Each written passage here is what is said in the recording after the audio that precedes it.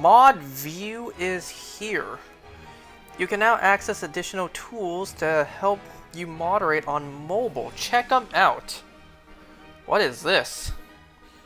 I recently uploaded. I recently updated my Twitch app because I haven't done that in like, what, 2 years?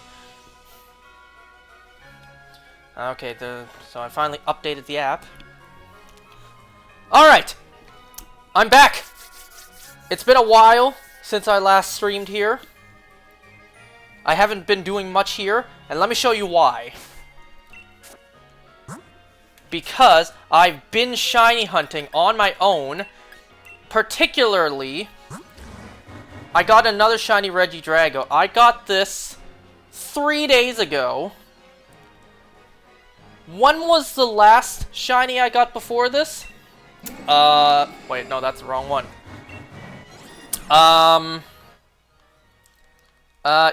You see that date? Whoops. You see the date for Regieleki? And then the one for Regidrago?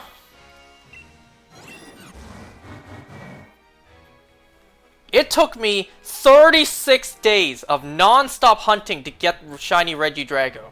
You might be like, but that doesn't add up to 26 days. It took me 2 days to play through the game again before I started hunting. 36 days of non-stop hunting for Regidrago. So you guys know I've been hunting these 5 for a while. So I got this one 2 months ago. And then it was these two who took the longest. This one in particular took the longest. Regidrago has turned into my longest sword and shield hunt ever, beating both my shiny Zygardes combined.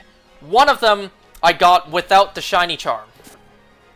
So that's why I wasn't streaming too much, is because I was primarily shiny hunting this.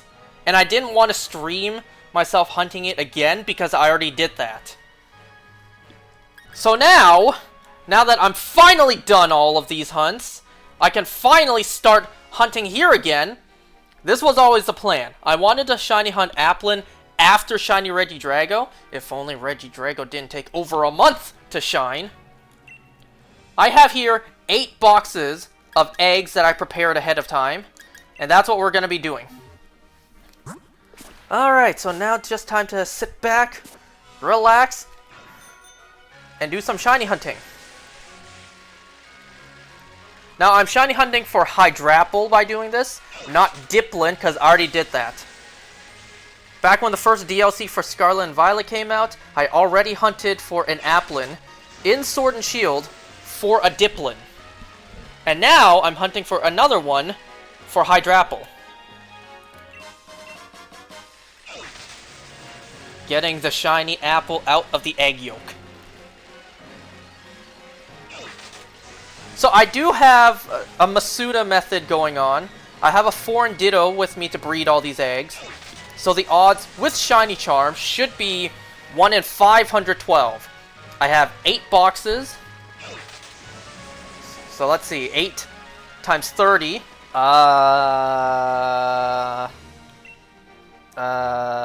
Calculator.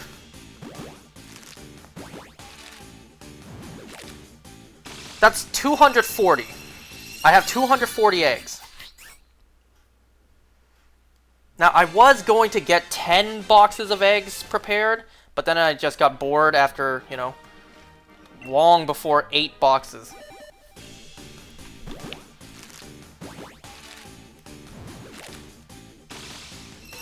Are you going to do that every egg? Second encounter, third encounter, fourth, fifth, sixth, all the way up to 240?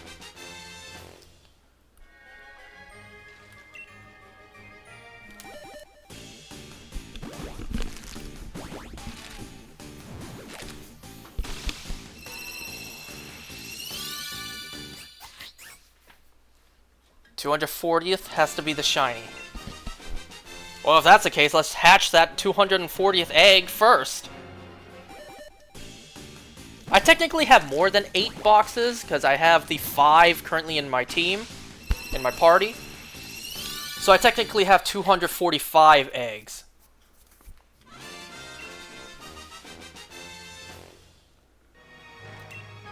Yeah, you can see a little bit of Joy-Con drift.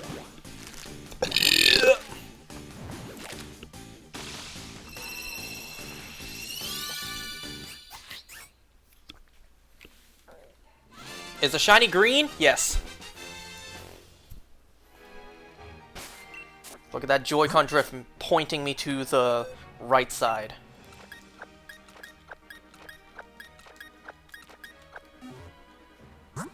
And I also have a Talonflame for Flame Body.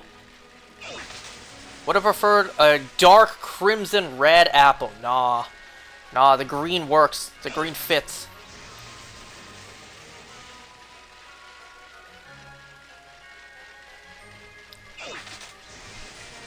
So, sit back, relax, chill, as we shiny hunt for an apple. Pokemon logic, an apple is a dragon, but Charizard is not.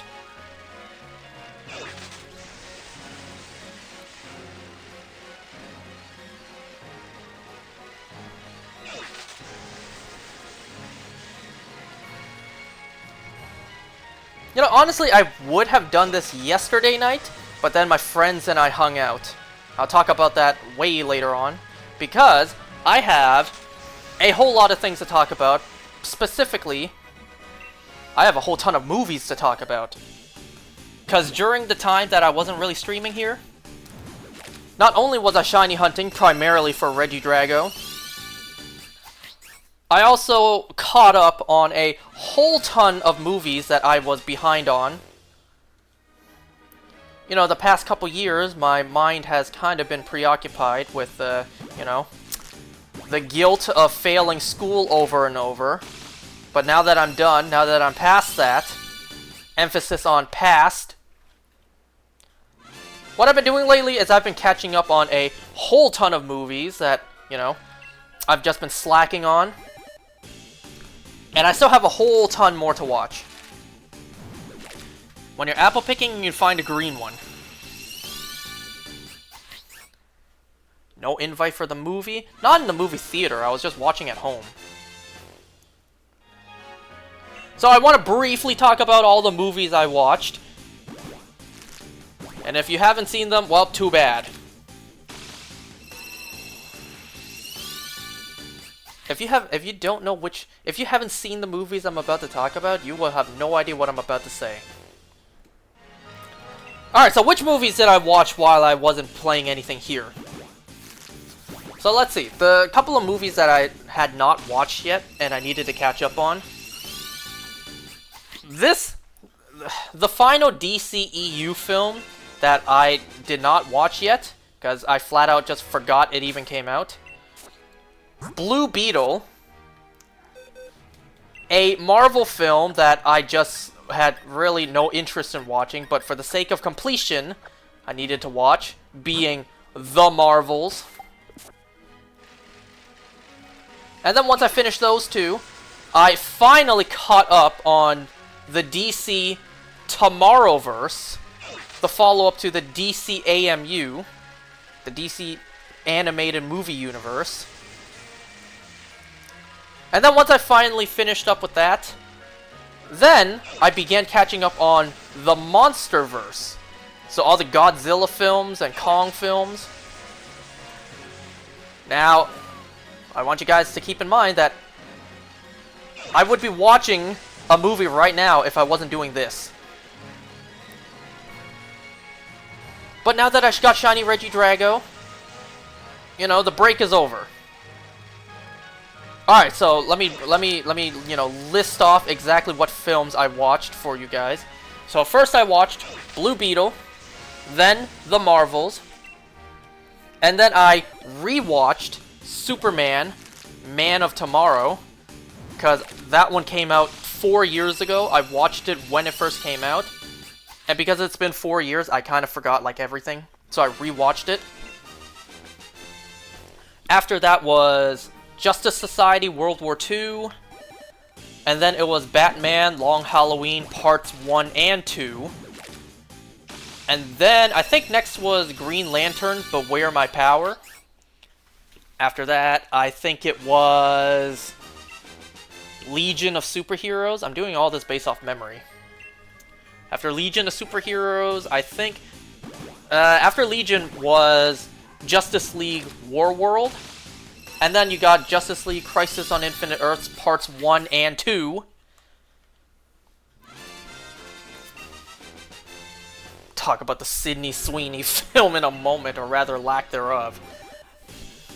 In a moment. After I finish the DC films, because Crisis Part 3 isn't out yet, as of me playing this, I then moved on to catching up on the MonsterVerse. I once again rewatched these movies, because it's been so long. So I rewatched 2014 Godzilla, then I rewatched Kong Skull Island, then 2 nights ago, because yesterday I chilled with the boys, 2 nights ago I watched for the first time Godzilla King of the Monsters. And, you know, that's all that I watched so far. So if I wasn't doing this tonight, I would be watching Godzilla vs. Kong. But that's not all!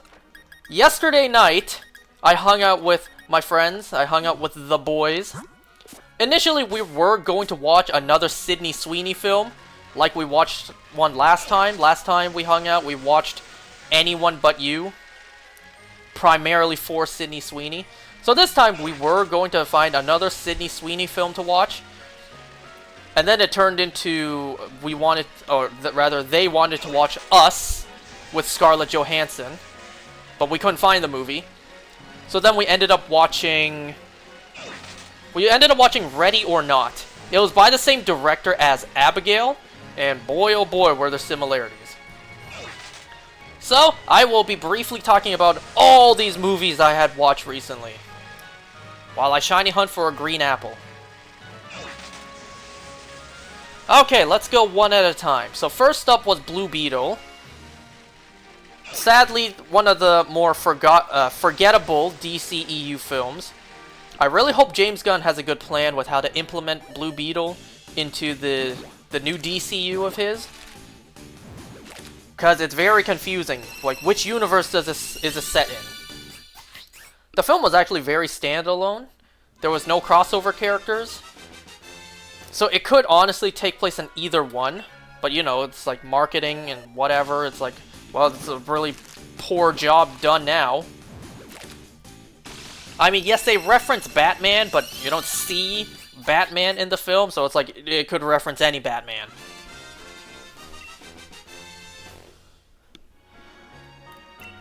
Oh my god, let me tell you, Jaime's family was so irritating in the film, especially his sister. I could not stand his sister in the film. She was so annoying. And then the rest of the family, too, just really had no sense of awareness at all. I mean, the uncle wasn't bad, you know? But before I watched this film, I did hear about, you know, him naming his truck the Taco. Are you... really, writers? You're gonna have the Mexican family name their car the Taco? That's like me naming my car the Bowl of Rice. Like, come on now. There was a lot of Mexican stereotypes in this film.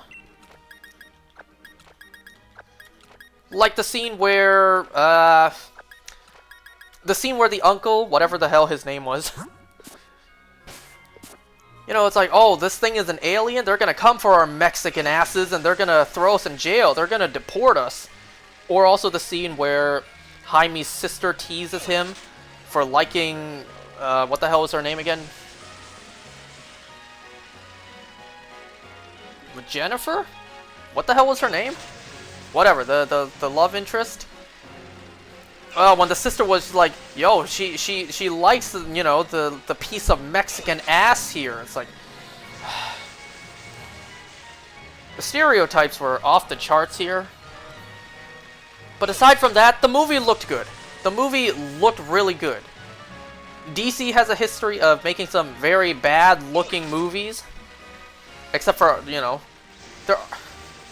Nice 3DS.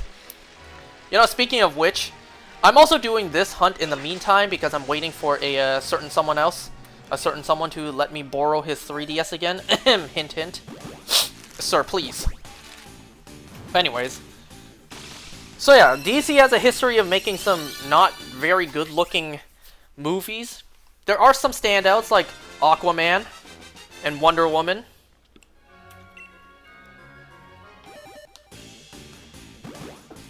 Yeah, whenever it's you know, convenient for you to let me borrow it again.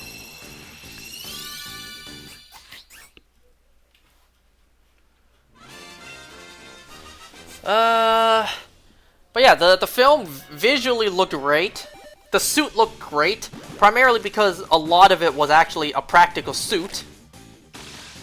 And then I saw some behind-the-scenes clips showing some of the fight choreography that was actual real-life stunts, not CGI. And then people online were shocked, like, wait, that was real? That wasn't CGI? One of the highlights was the grandma, where she just out of nowhere becomes this, like, serial killer. Well, not really, but, like, she's like an innocent grandma throughout the film, and then out of nowhere, she's just like, you don't know my history, you don't know my past. I've done things you don't know before. I know how to handle these big weapons. I will kill without mercy. As she literally mows down a bunch of guys.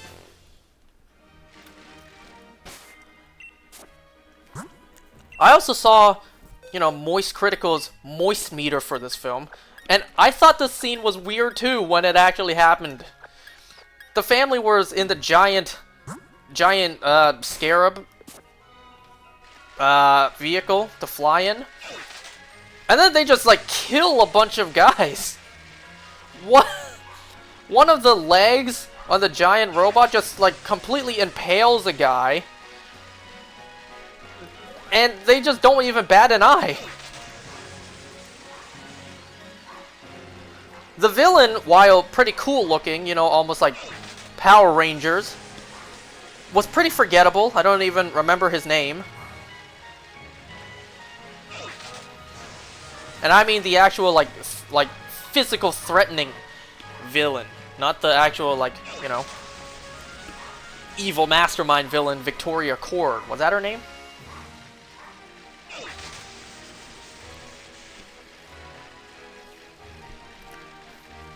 Well, there are things in this film that sadly will lead to nowhere. Kind of like the Ted Cord post-credit scene. I mean, there are talks of an animated series to follow up, to continue the story, but it's like, at this moment, it doesn't seem like, until I see proof that's gonna happen, that's projects moving forward, yeah, sadly, that stuff's just not gonna lead anywhere.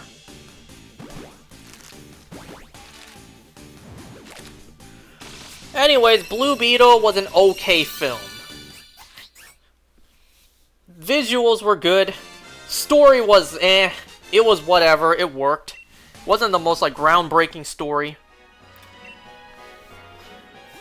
Family was irritating as hell. Especially the sister.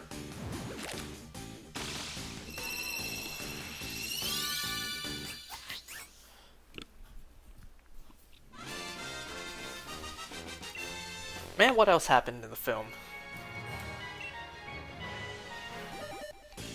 I'm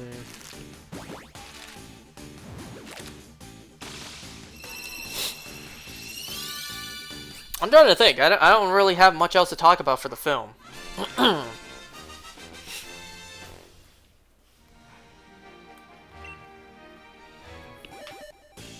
Anyways, moving on. Alright, Blue Beetle out of the way. Let's talk about the Marvels next. This movie was a mess. It was an absolute mess. Things were structured strangely. The continuity was questionable. Supposedly this takes place after Secret Invasion. Oops. But there's no reference at all to Secret Invasion. Because of this, it really makes me question, like, the timeline continuity now. Now, supposedly,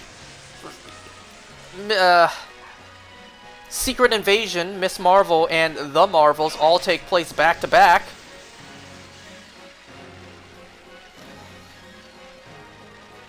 So, man, I'm confused.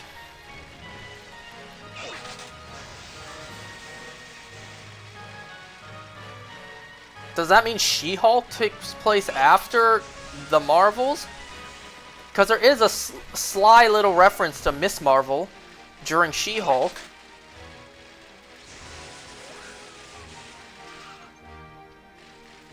And whatever. Anyway, so, you know, the highlight, the standout in this film definitely was Kamala Khan, Miss Marvel.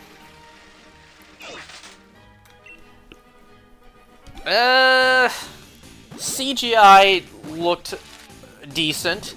I feel like it could have been polished a little bit. The plot, though, they didn't really do a good job introducing Dar-Ben.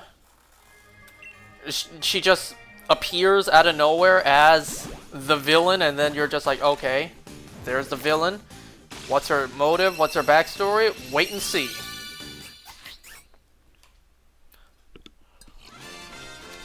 Dar-Ben just isn't really that interesting of a character anyways, let alone a villain.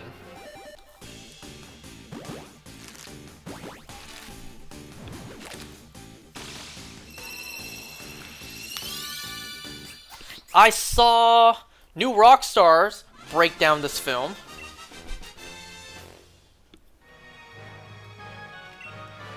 How, you know, after the events of the first Captain Marvel movie, Carol went back to wherever the hell she went to and destroyed the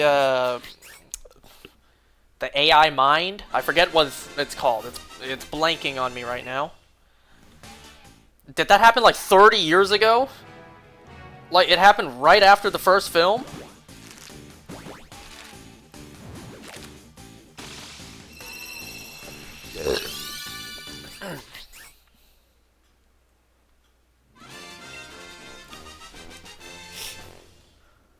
One thing that I really could not help but notice when it happened in the film was the water planet they went to. Because the whole plot of the film is Dar-Ben is trying to restore the planet that Captain Marvel destroyed by collecting resources. The air is no longer breathable, so they're stealing air from a planet. Their water is all dried up, so they're stealing water from a planet 96% covered in water. So they're going to a water planet, and they speak only in song. And then this guy shows up who she's married to, and man, this was so stupid. Just one line saying why he can understand them without having to sing. He's dual lingual. Really? Really? That's how it works? Okay, that unnecessary plot line aside. What I really could not help but notice was after the fight during the water planet, they leave the planet to get away from an explosion, and they stay gone. They just left the planet while Dar-Ben was attacking, was stealing the water, and we never go back to the planet. We just left that planet. I just could not help but notice that. Like, are we ever going to go back to the planet that's still under attack? No, we don't.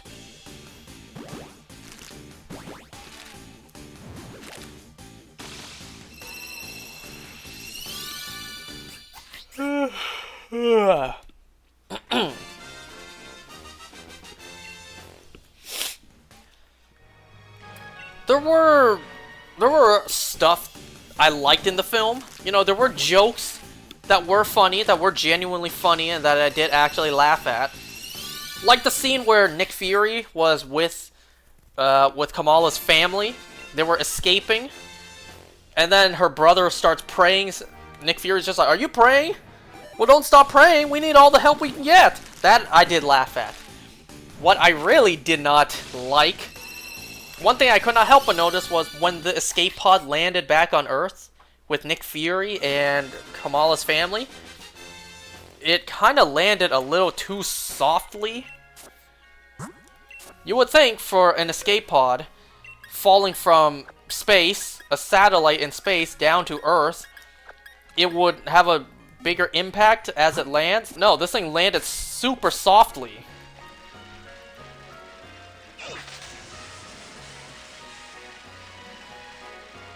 And then the scene with the Flurkins, you know, the cats eating everyone.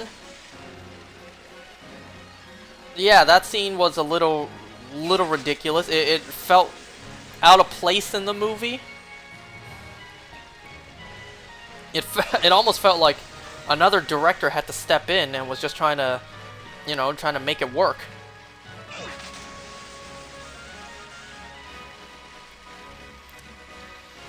Well,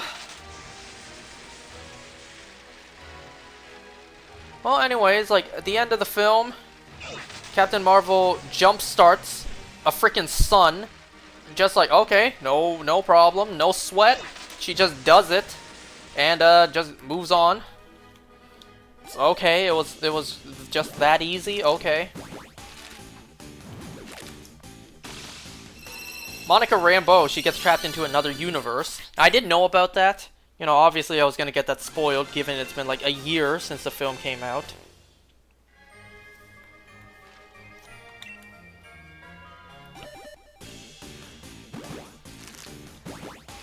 Now, I question which X-Men universe, you know, she landed in. The actual, like, Fox X-Men, or just another one that looks very identical. They got Kelsey Grammer back to play the Beast, which is pretty dope. But, you know, it could be another variant in the multiverse.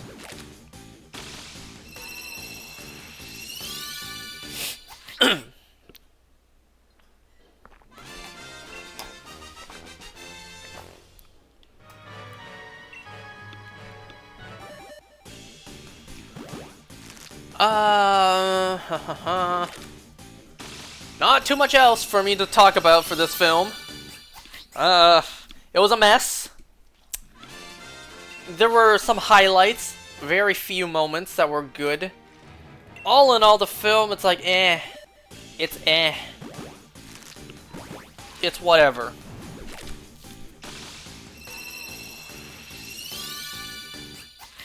You know, I still don't like the fact that the MCU low-key ruined Nick Fury with Secret Invasion, and then, in a way, kind of this film.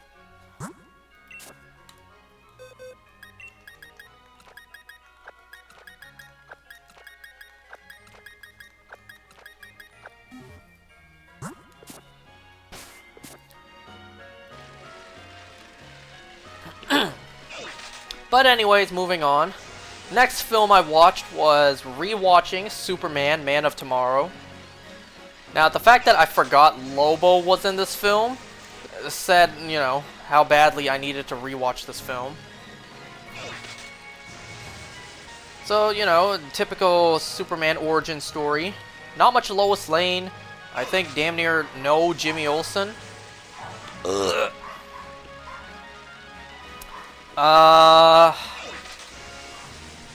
You know, fighting Parasite, which was created from Lobo. Lobo attacks, Superman fights, and then Lobo uses like a biological weapon that unfortunately, you know, unfortunately turns Rudy Jones into Parasite. Poor guy. Has a wife, a kid, and another kid on the way. It's like, goddamn, that's sad. What I could not help but notice, second time watching this film, was the lack of background music. There was very little music in the film. It was mostly silence.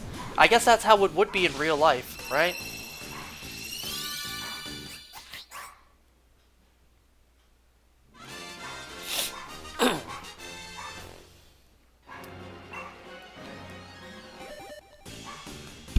Martian Manhunter. I kind of forgot he was in the film too, but then the moment I saw that dude in the hat and the coat just watching Clark, it's like, oh yeah, I remember now. I remember he's in this film. Right? That is him, right? Like, I vaguely remembered.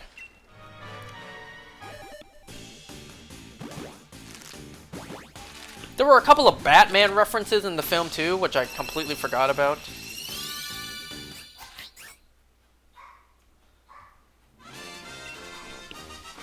It's like, you know, not a bad start to a new continuity.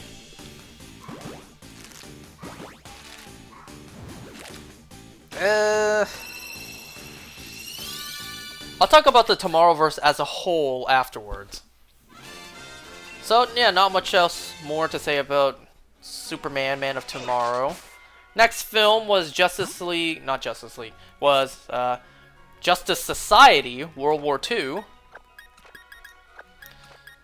This one we, you know, get introduced to Barry Allen, who is voiced by Matt Bomer. You know, absolutely great actor. I love him as Larry Traynor, Negative Man in Doom Patrol. His voice fits surprisingly well with Barry Allen. And you know, we got the somewhat old school Flash design with the nose piece in the cowl. The part of the cowl that covers his nose. That's some old school design there. That's some 90s Flash, some John Wesley Shipp Flash design right there. So it begins with a date with Iris in the park. Barry is very erratic. Now I do want to thank the Tomorrowverse for confirming my theory, my Arrowverse theory. Initially, my theory for the Arrowverse on why Sarah Lance looked different in Season 1, and then, you know, the rest of the continuity, the rest of the universe, she was played by Katie Lotz. Like, you know, she got recasted halfway into, like, Season 1, I think. Or if not, then Season 2. My theory on why she looks different, like, continuity-wise, is because of Flashpoint. We were seeing the before and after of Flashpoint. You might be saying, like, it doesn't work that way. You can't see the before and after of Flashpoint. It's like, it's DC. You're telling me the Arrowverse doesn't have any continuity errors? So my theory was, you know, Flashpoint changed the appearance of a person entirely. Like, if it changed Diggle from having a daughter to having a son, literally just, you know, changing the kid's appearance for the rest of their life, it's like, yeah, I think it's safe to say that Flashpoint can indeed change a person's appearance. And sure enough, this movie confirms it. Because this movie is the rebooted universe after the DC AMU. So after Justice League Dark Apocalypse War, Constantine convinces Flash to do another Flashpoint. And in that universe, Iris West certainly didn't look like that. You know, she, low-key was, white in the previous timeline. Matter of fact, she was white in the previous 2 timelines. Because we saw what Iris looked like back in Justice League Flashpoint Paradox.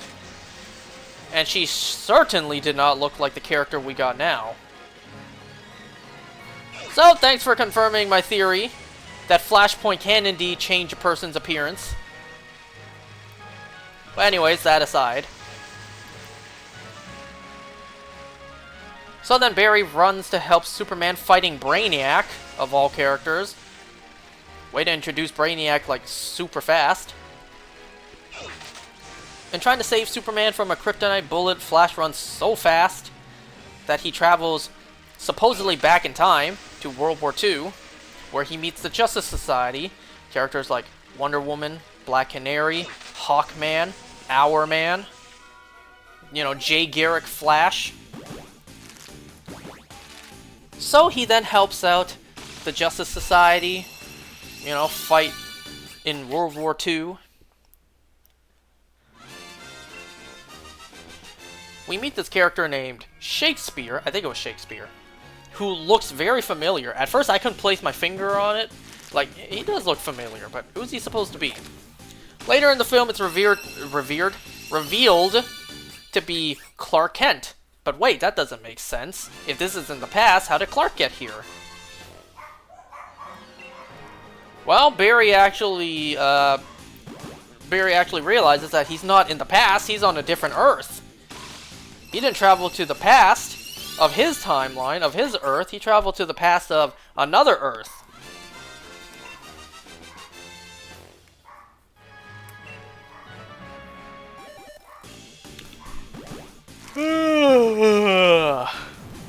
And then, you know, shenanigans with Dr. Fate.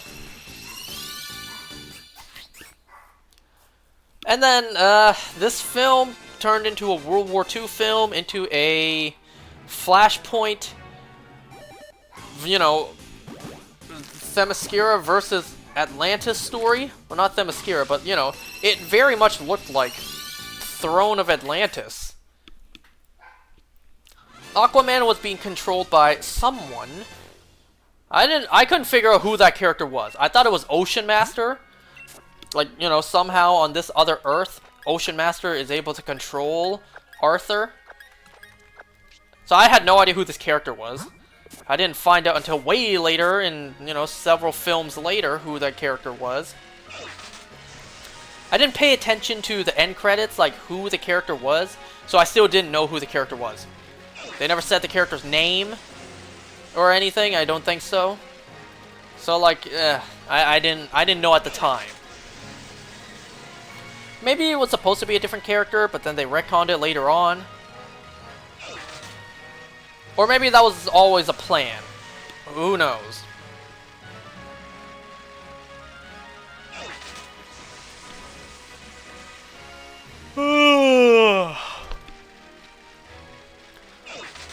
What I found weird was the end of the film, you know, after Steve Trevor's dies. First of all, Diana, Wonder Woman, gives the ring that Steve proposed with, gives it to Barry, and it's like, here, use it. He wouldn't want it to go to waste. It's like, shouldn't you keep that? It's kind of strange for you to just give that away, but alright. And then Barry just leaves. The fight's not done. World War II isn't over. What do you mean you're leaving? The fight's not done. You're just leaving them. Now, it doesn't make sense. I know, it doesn't make sense for him to spend, like, years there fighting until the war is over. Then he goes back to his Earth. But, like, it's kind of weird for him just to leave in the middle of a fight. He goes back to his Earth, proposes to Iris. You know, after saving Superman, Brainiac just dies. The kryptonite bullet, Flash just throws it back into Brainiac's head, killing him. It's like, wow, okay. And just like that, Brainiac is dead. Thanks. Wow.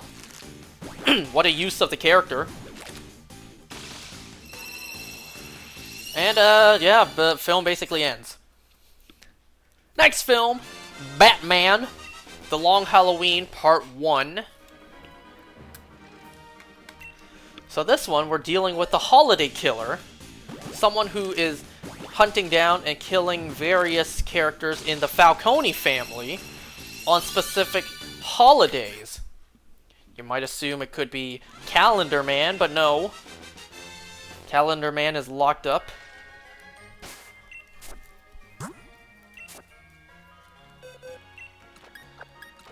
You know, we get several Batman Rogues characters.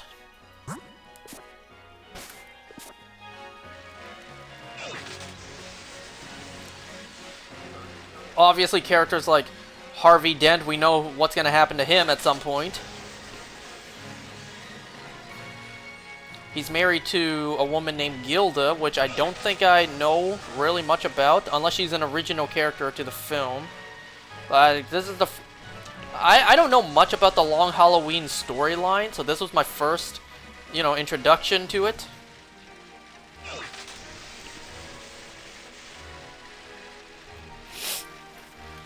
And then you got your usual players like Jim Gordon. Other characters come into play like Catwoman. So in this storyline, Thomas Wayne saved Carmine Falcone. And so, you know, they work together to build hospitals and stuff. And then we know what happened to the Waynes.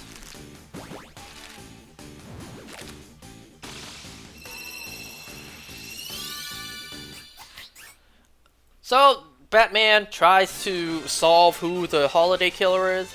I was actually thinking, too, like, this depiction of Batman is kind of strange. He's kind of depicted not as your usual Batman. He almost seems less experienced than even, you know, Matt Reeves' Batman, where he's in year 2 of being Batman. This Batman, he actually said himself, like he didn't even want to be a detective. He didn't consider being Batman would mean he would be a detective.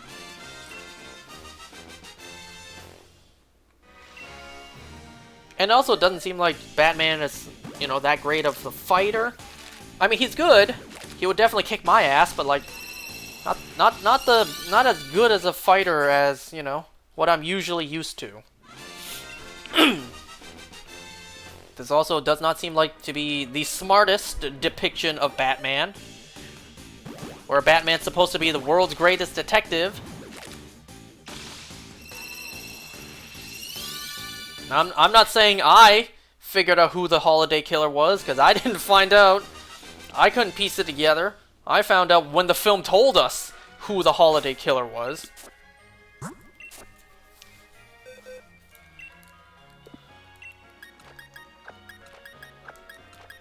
You know, throughout watching the film, I actually kinda, like...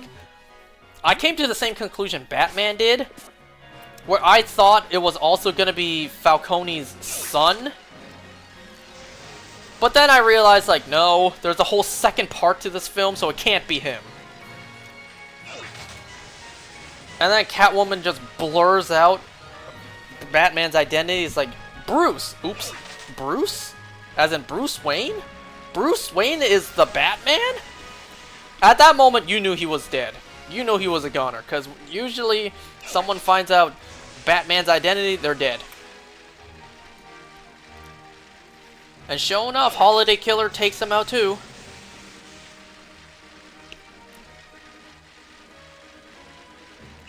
I didn't expect this film to take place throughout the span of like a year.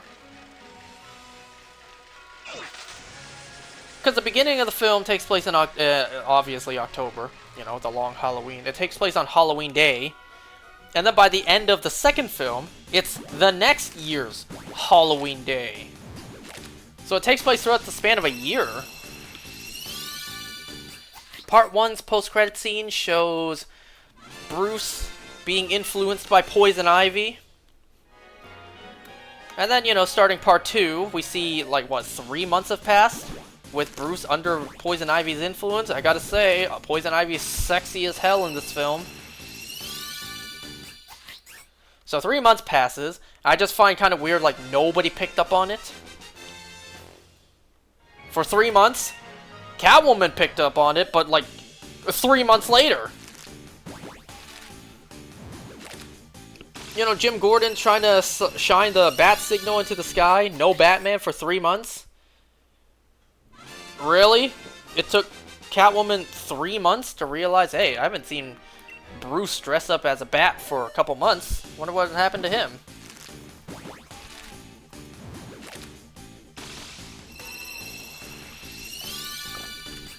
Anyways, I think it was in part 2 that we got more of Batman's rogues unleashed upon Gotham. We already saw Solomon Grundy in the sewers of Gotham. But then we saw other characters break out of Arkham, like Joker, Penguin, Scarecrow, Mad Hatter. Who else? Wasn't there more? You know, when I saw Mad Hatter, I'm like, who is that? Why do I not recognize who this character is? At first, I thought it was Riddler. I thought, you know, maybe in this depiction, Riddler is just, you know, that, small. It wasn't until I saw the end credits, I'm like, oh, that was Riddler. Not Riddler. Pfft. That was Mad Hatter.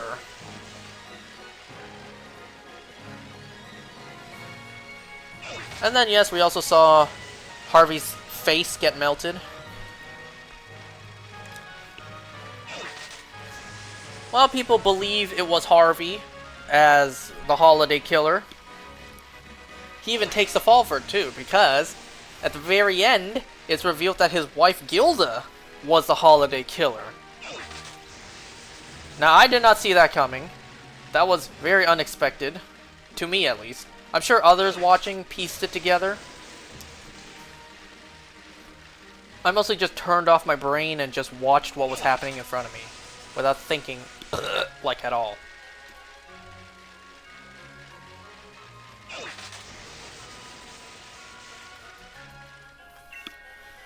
Alright, up next was, I believe, Green Lantern, Beware My Power. This one served as like an origin story for Hal Jordan. Not Hal Jordan. What? For John Stewart, not Hal Jordan. I say Hal Jordan because I'm thinking like, what the hell did they do with Hal Jordan in this film? Man, what they did with Hal was kind of stupid in this film. Now, I don't really know, like, all that much about the Green Lantern stories in the comics. So, someone let me know. Was this storyline in the comics where Hal Jordan gets infected with a parasite from Sinestro, and then he becomes like a parallax version of Hal Jordan, Green Lantern? Is that from the comics, or is that something original they did? Anyways, that's like the end of the film. So, yeah, this one serves as an origin story for Hal Jordan. For John Stewart. He gets the ring, he wants to take it off. The ring takes him to the Justice League satellite space station. And then, along with Green Arrow, they go to Oa to see what's going on. Oa's destroyed.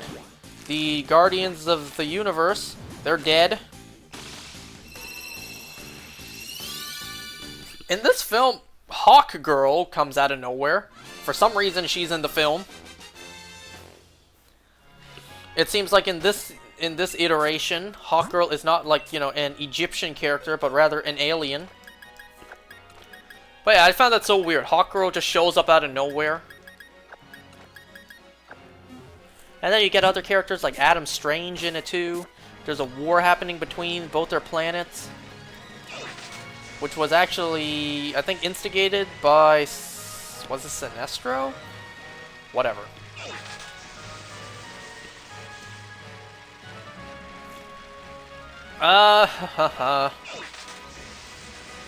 Sinestro died in, I guess, kind of a lame way.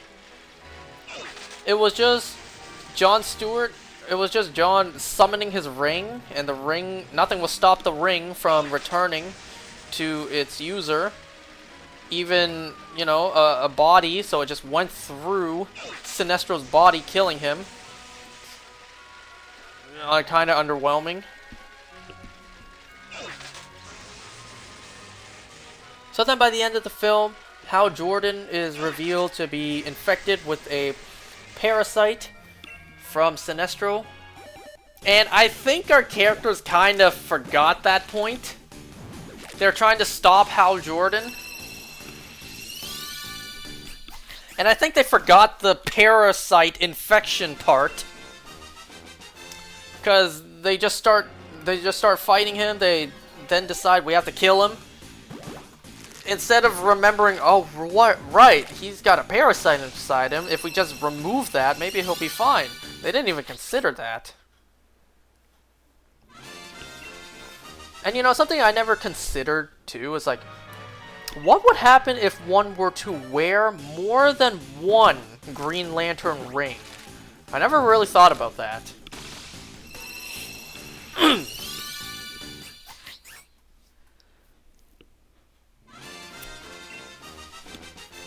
Anyways, Hal Jordan is killed. So stupid. So stupid. But whatever. I guess that you could say this is like an Elseworld takes. An Elseworld take on the character. I never watched the Justice League animated show growing up, so I never really saw much of John Stewart. I did see more of Hal Jordan growing up, so I prefer Hal Jordan more than John Stewart. It's kind of like how I prefer Barry Allen Flash over Wally West Flash, because I just did not watch Wally West as Flash growing up.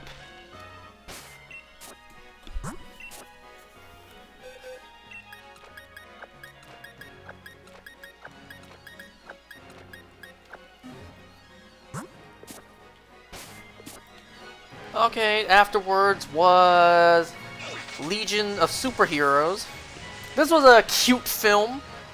It was a cute film starring mostly Supergirl.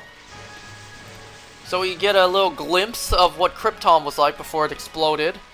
Kara's life there. Well, she escapes. By the time she reaches Earth, Kal-El is all grown, and she's having a hard time fitting in. And then, you know, eventually Clark takes her to the 31st century because the Legion of Superheroes from the future were inspired by Superman, so they develop communication. She meets Mon-El. She also meets characters like Dawnstar. And then she runs into Brainiac 5. And then they get a little beef between them. You also get little like background hints of this like villainous organization, the Dark Circle. Now, I never heard about the Dark Circle before. This was a new group to me.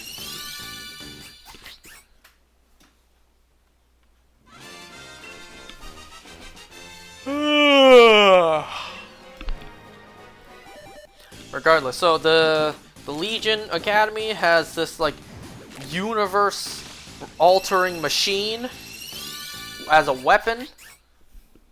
Brainiac 5 wants to prevent his family, the other Brainiacs, you know, Brainiacs 2, 3, and 4, from getting their hands on it, because Brainiac 5 is the only good one. Mon-El teams up with them, and then turns out Mon-El is a traitor. He's with the Dark Circle, which is an interesting take on Mon-El. You know, I don't really see too many. Then again, I don't really see many at all. I don't really see too many takes on Mon-El being a villain character.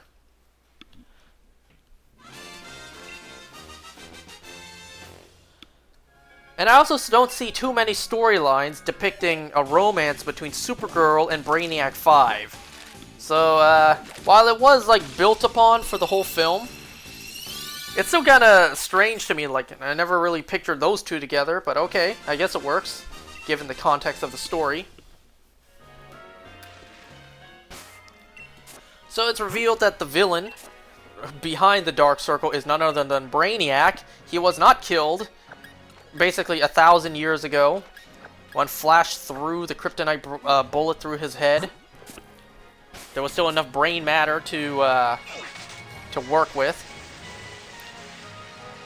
So then Brainiacs 2, 3, and 4, you know, the evil clones, they were all amalgamized into Brainiac's new body to give him a new body. And then all the Brainiacs fight, they die. And, you know, to erase the damage done to the universe, they use the machine to turn the universe back, and it's like, well, there you go, happy ending. Post-credit scene, we see Batman and Superman both warped to somewhere. Ooh. We find out in the next film, Justice League War World. This was a strange film. A really weird film, especially the film that was right before Crisis on Infinite Earths. When the main villain of the film showed up, I'm just like, OMG, is that Anti-Monitor? Because, you know, I knew Crisis was afterwards, so I thought that was the Anti-Monitor. Nope, it's just Mongol. So our characters are on War World. They get put into this, like, simulation. 3 different simulations where eventually they escape, thanks to the help of Martian Manhunter. Turns out they've been there for months, I think. It really reminded me of the Arrowverse invasion, where the Dominators put our heroes into like this Matrix kind of thing.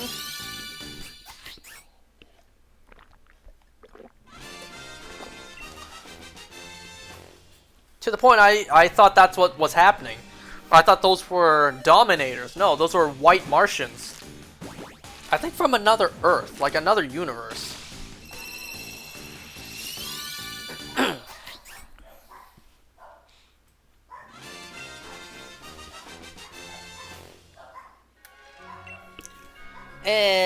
Let me think. Well, our good characters win, and then Harbinger shows up at the very end to recruit our characters. So it was a really weird film. Structure was weird, pacing was weird. Overall in all, like, unless you're watching it for a second time where you know what's happening, the film plot just kind of doesn't work. Especially when you're watching the first time. Ugh.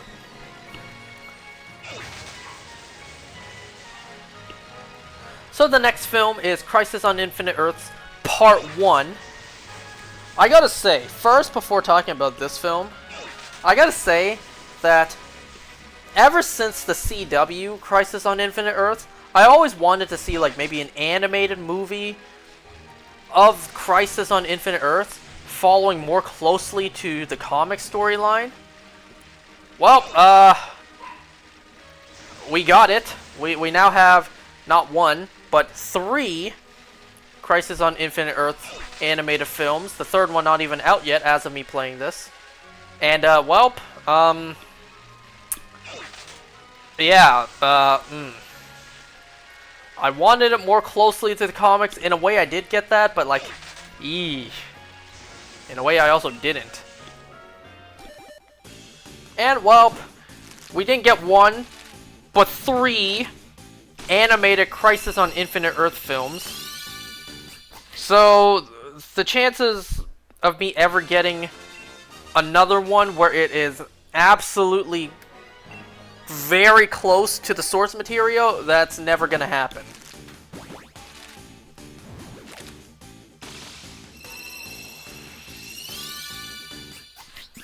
Which is kind of a shame, because these films are weird.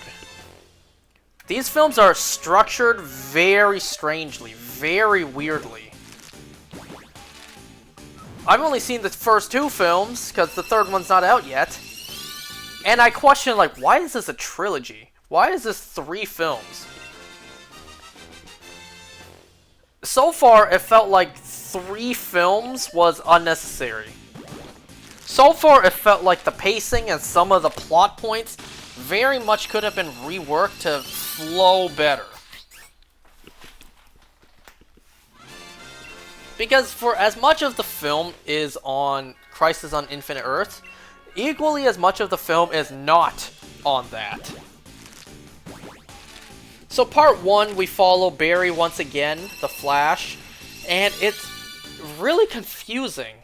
It jumps from past to present to future with Barry. We see Barry first meeting Iris. We see Barry on his wedding day with Iris. We see Barry go to the Earth with the crime syndicate. It just jumps all over the place. And then it's like, Harbinger recruits Barry, as well as other characters who attended their wedding. Green Arrow, Green Lantern, and Vixen. Wait Wait a second, aren't I forgetting one? No, this is the film. I was like, wait, when did that happen? Right, it was part 1. You know, we also it jumps around in the timeline to kind of fill in certain plot points. So we jump to after oh, I didn't even mention. The post-credit scene for Batman Long Halloween Part 2 showed Flash and Green Arrow at the Wayne Manor door. It was cool to see Flash and Green Arrow again. Did I? Okay, good. I do have eggs. It was cool to see Flash and Green Arrow again, together on screen. So we jump back to that, and we find out it's because of Amazo. Amazo fighting Flash and Superman. Amazo drained Superman's strength, kind of like Parasite. So then Superman tells him to bring him somewhere where a friend of his will be able to help him, will be able to heal him.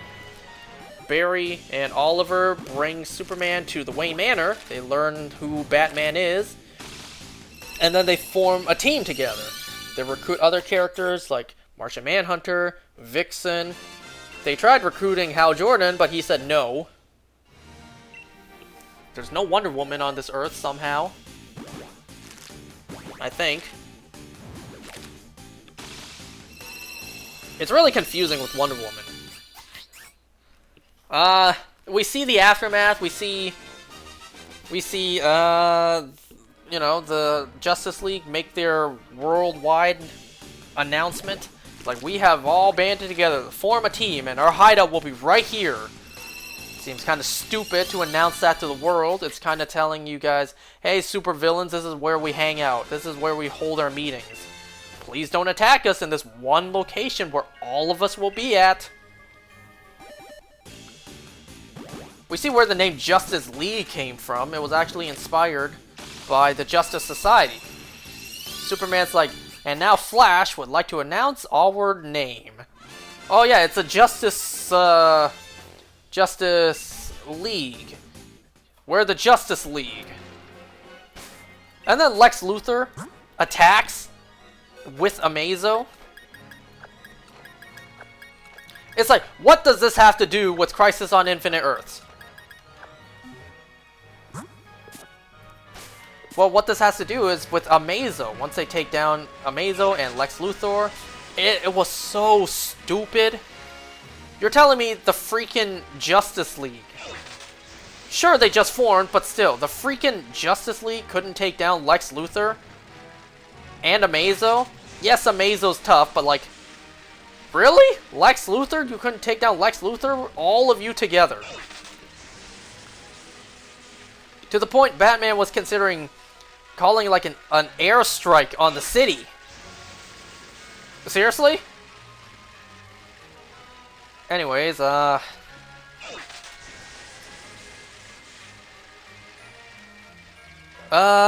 we see our characters get recruited by the Monitor, as well as Harbinger, who turns out to be Supergirl, somehow. We find out how later on, in Part 2. We see the antimatter wave wipe out a bunch of Earths. One question was brought up where I never even thought about it, I never considered it. Why Earth? Why is the antimatter wave targeting Earth? There are thousands, millions of planets out there, and yet it's targeting Earth? Yeah, it's like, why Earth? Earth isn't the only planet in the universe with super beings on it. It's kind of a lame answer, because once Earth falls, so will the rest of the planets. I think that's what they said. It's like, well, that's kind of a lame explanation.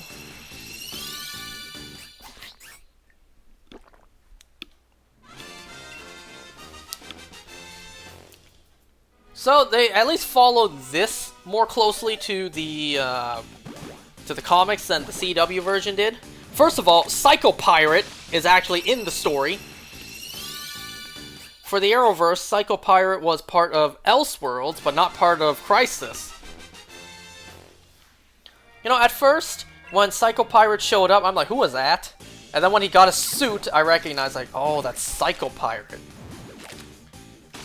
And they also did the, you know, the cosmic tuning forks to vibrate the entire planet so that the antimatter wave can just pass right through. Ugh.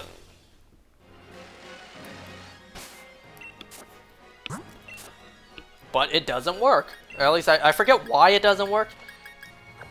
Iris is about to die.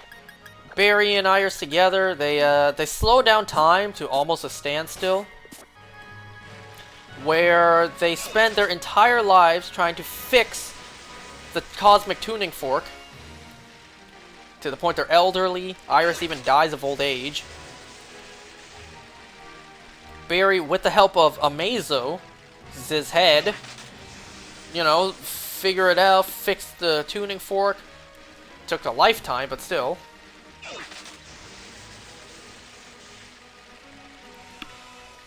Excuse me. And while not exactly the same thing from the comics, we still got the cosmic treadmill that Flash had to run on to power up the cosmic tuning fork.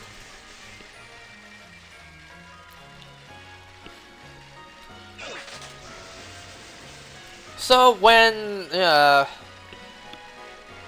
after the antimatter wave just flat out phases right through the planet, or rather the planet phases through the antimatter wave, the Spectre shows up before the Flash. He's like, are you Death? He's like, no.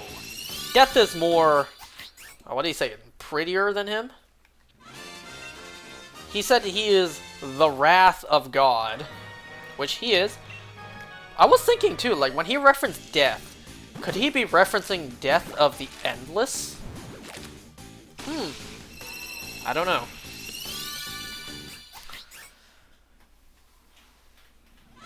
Barry picks up like Wrath. Did I do something wrong? Because Barry has no idea that, you know, in the previous timeline he caused Flashpoint, which somehow, not explained yet, somehow caused Crisis on Infinite Earths, along with Constantine. There was also that too, Constantine. There was this old man character who was, you know, in the background wherever Flash kept on going. I was like, is that Pariah? Is that meant to be Pariah in this iteration? In this adaptation? And then later on he had these spells that he would cast. It's like, okay, that now he's Constantine. So they combined the characters of Constantine and Pariah.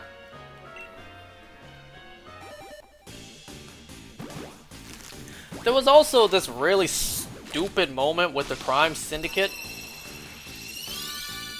I get there's no hope, I get there's nothing they could really do, but it's like, really? That's what you thought of doing? Ultraman's just like, I'm going to punch that antimatter wave so hard, it'll just go away.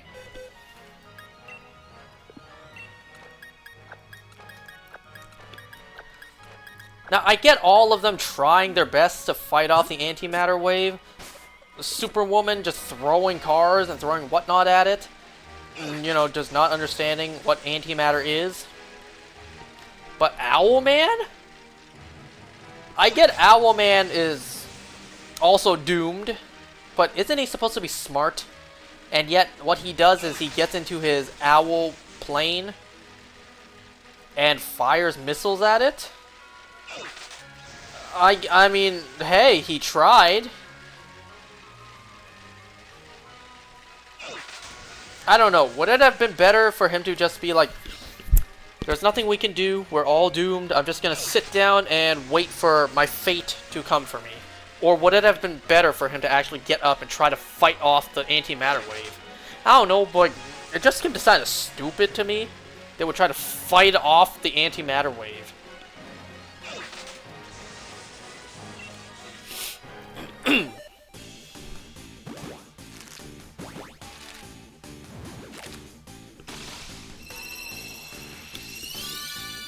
I'm trying to think, like, how did the movie end?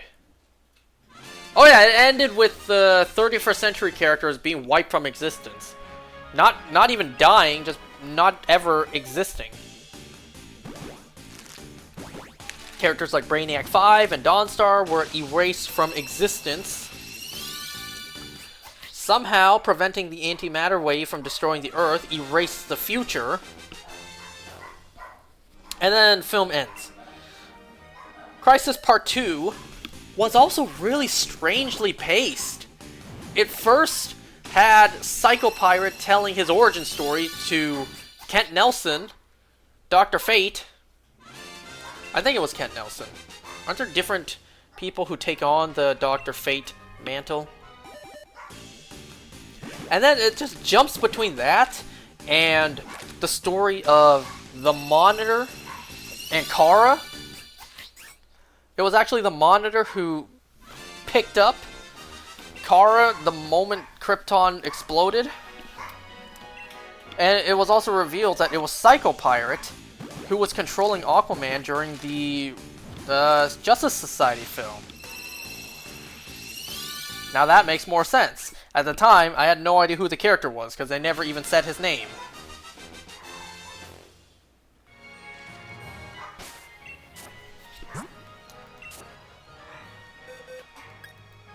You would think that Crisis on Infinite Earths we would get more cameos than one. And I don't mean like background characters, like Peacemaker being in the background of the ensemble. I mean like actual characters with speaking lines and a role to play. You would think for Crisis on Infinite Earths we would get more than one cameo so far. Now the trailer for Part 3 did show the classic Justice League, so I'm hoping for more cameos in Part 3. But like, the only cameo we got so far is really Batman Beyond. Terry McGinnis, voiced by the same actor. So like, we only got one cameo so far, and he barely did anything at all. Second movie opens up also with, for some reason, Batman fighting off Joker, as well as Solomon Grundy and Killer Croc. For some reason, that was relevant. But yeah, it just kept on jumping back and forth between Psycho Pirate's origin, as well as the storyline, the bond between Monitor and Supergirl.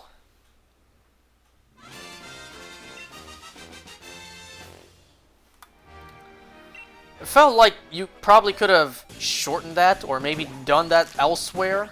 I don't know.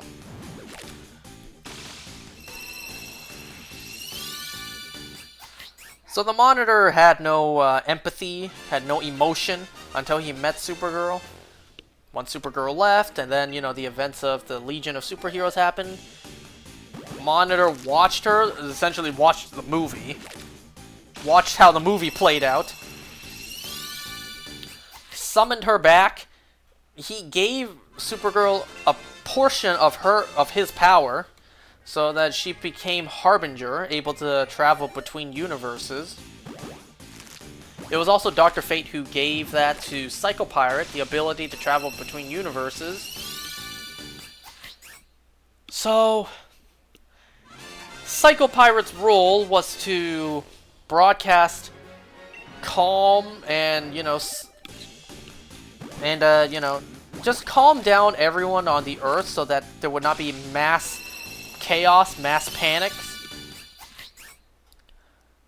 And come on, this scene was so stupid. It's like, oh, those emotions are too hard. It's a lot harder than rage, anger, and whatnot. If only, no, it couldn't work. Monitor's like, what? What is it? If only I had a portion of your power, like you gave to Supergirl.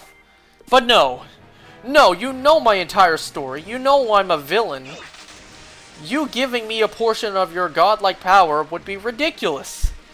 No, that could never happen. And then Monitor's just like, let me do it. Let me give you some of my power. It's like, what the fuck? Ain't no way the Monitor was stupid enough to just give some of his power to frickin' Psycho Pirate. Oh my god, that scene was so stupid. So incredibly stupid.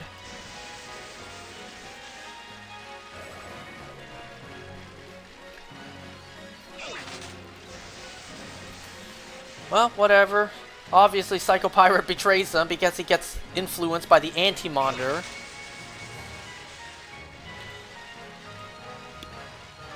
Well, now Shadow Demons are attacking the Earths. You know, trying to prevent them from phasing through the antimatter wave. So the Shadow Demons are severely weak against light. Eventually, the Shadow Demons come together and form the Anti-Monitor, who has a really weird design. At first, it kind of looked like Brush Shogun in the Teen Titans Go to Japan film. Kind of looked like Brush Shogun. Which I also thought about this too. Technically certain Earths out there we know are canon to the multiverse. So those Earths are also affected by the crisis, by the antimatter waves. Those Earths being the Teen Titan Earth and the Teen Titans Go Earth. How do we know this? Well, the timeline before this one was the DC animated movie universe, the DC AMU. We saw the Teen Titans from the DC AMU cross over into the movie Teen Titans vs. Teen Titans Go. So it's the same multiverse. While the Teen Titans aren't on screen, we know that they're still affected by the antimatter wave. It's like saying Secret Wars is going to affect Venom, Spider-Verse, other universes, like, you know, the other Spider-Man universes.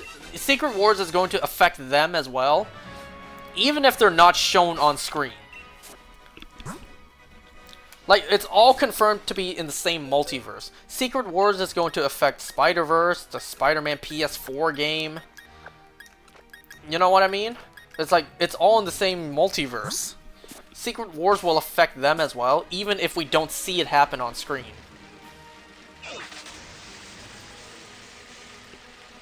Well, not much else for me to say about Crisis Part 2. Besides, it was a really weird paced film. This is why I say, after the CW Crisis, I was really hoping for like a more comic accurate Crisis animated film. Well, we got 3. And, well, it's not exactly what I hoped for. And now that we got 3 of these films, chances are we will never get one again. Maybe like a century from now, they'll decide to do it again. But it's like, at that point, you know, we'll be long gone.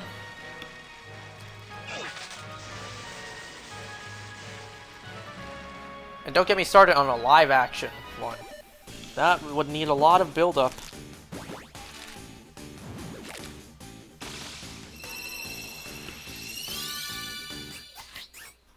So let me see. After that, so now that I'm all caught up with the Tomorrowverse, let me just quickly review the Tomorrowverse as a whole so far. It's really weird. It's structured very weirdly. There's like almost no connections. There's vaguely any connections. It doesn't really feel like a connected universe. Sure, you get characters appear in one film to another. It's not really referenced that much.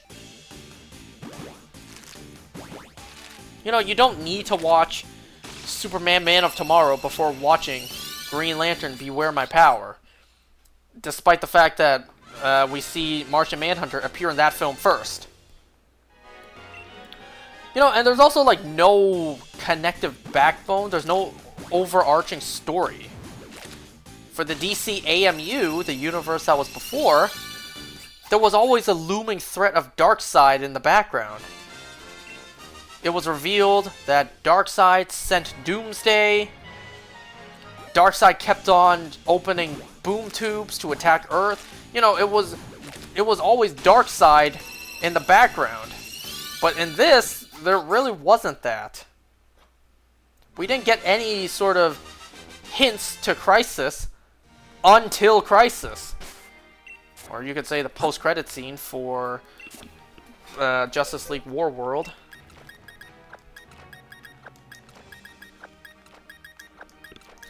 So the Tomorrowverse is really strange. Really weirdly done.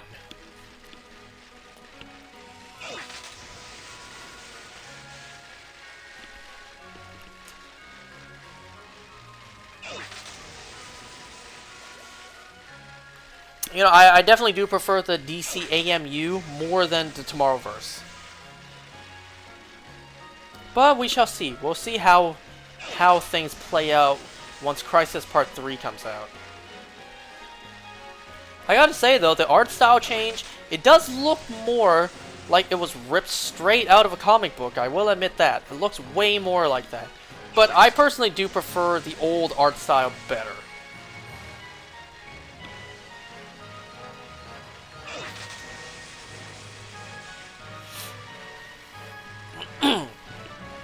Well, after I caught up on the Tomorrowverse, up next I started catching up on the Monsterverse, because I had completely neglected that for several years. So first I rewatched Godzilla 2014. I really did not remember like goddamn anything of that.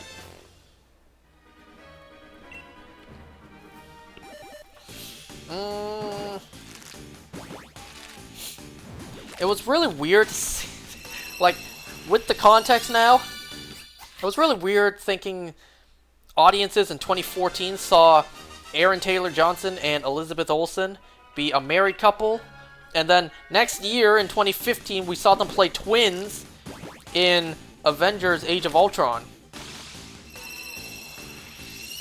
Thought that was kind of weird. But they're actors, right? It's their job to depict a character. Anyways, for a movie about Godzilla, for a movie titled Godzilla, Godzilla was in very little of the film. I saw a video online, all Godzilla scenes, it was like 8 minutes.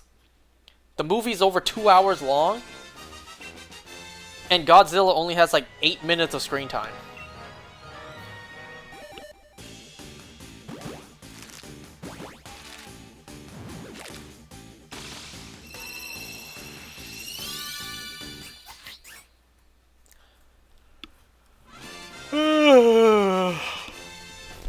You definitely notice a lot of like budget cutting tactics they use. Like the moment Godzilla and one of the Mutos show up on the screen, and it seems like they're ready to fight. Oh, it then cuts to another scene. It then cuts away from them about to fight.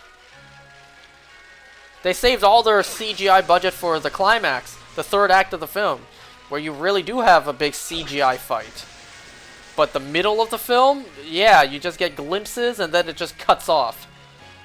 It cuts before you even see the fight.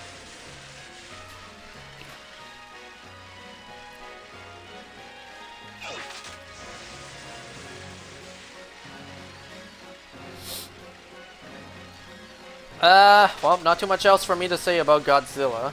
It was starting... It was, you know, it was the first film to a new, like, sort of cinematic universe. The Monsterverse, you know? And then up next was more of a standalone film, Kong Skull Island. Now this one I did watch. This one I remembered more than Godzilla, but I still didn't remember too much. So I still rewatched it.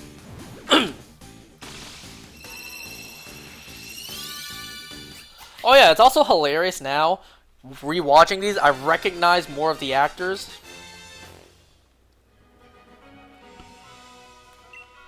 Trying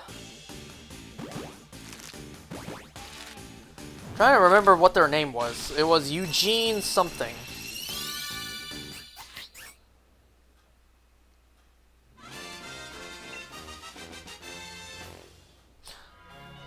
Okay, Eugene Cordero and Corey Hawkins. I now recognize them from Kong Skull Island. You know, I recognize Corey Hawkins because he played Heath in The Walking Dead for like 6 episodes, then he disappeared. And Eugene Cordero, I recognize him for playing Casey in the Loki show. And obviously, for Kong Skull Island, there's also other big-name actors you recognize, also from Marvel. Tom Hiddleston, Brie Larson, Samuel Jackson. I don't remember Sam L. Jackson's character dying like that. I remember him dying another way.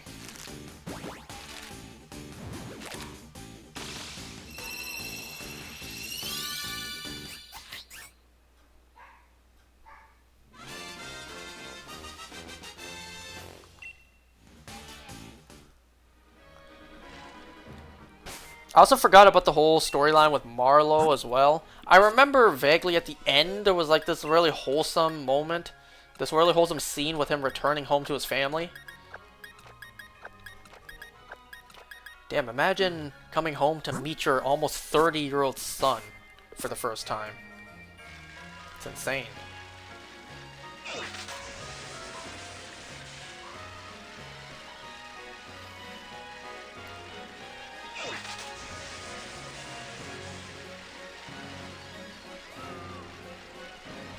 Well, I definitely didn't remember the post-credit scene. I don't know if I even saw it. I don't know if I ever even saw the post-credit scene. Post-credit scene was, you know, teasing the next film. Teasing there was a bunch of other monsters. Teasing Mothra. Teasing Rodan. What was the big firebird's name? And then, you know, also teasing the next film, which was going to be a film with Godzilla fighting Ghidorah. Which indeed was the next film. Godzilla, King of the Monsters. Now, this was my first time watching this film. My sister kind of spoiled something. Because I didn't watch it yet, and she did years ago. She's like, I remember one film where Godzilla was fighting an alien. I'm just like, really? An alien? Not to my knowledge. And then in the film, it's revealed that Ghidorah came from space, so it is an alien. It's like, oh, that's what she meant. Well, thanks for ruining that, sister.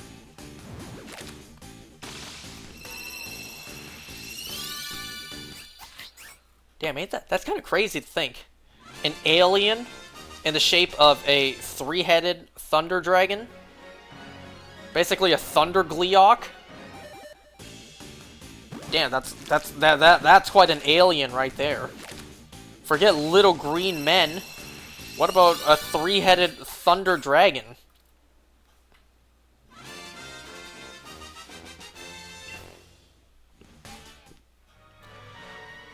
The film was alright. The plot points with the human characters was kind of unnecessary, I'll be honest.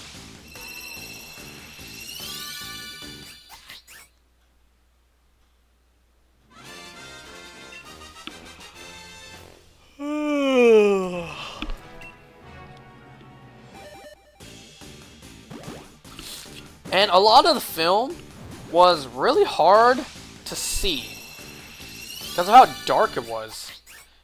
The same goes with the first Godzilla movie. Unless you really have your brightness cranked up, it's kind of hard to see what's even happening. And you know, it's like, it's understandable, CGI looks more realistic in the dark. It's hard to make CGI look realistic during daylight. Ugh. And aside from it kind of being hard to see with how dark the film is, all the flashing lights was like really like blinding.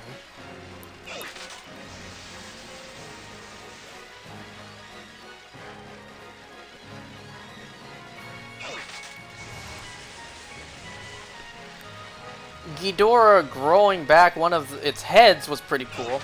Makes me wonder, is like, you know, 3 heads, so it should have 3 brains.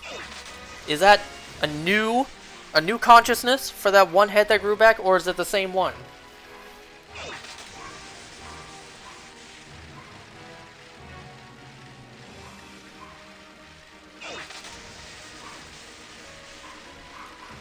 You know, something about the idea that Ghidorah is an alien fascinates me even more than the Titans on Earth.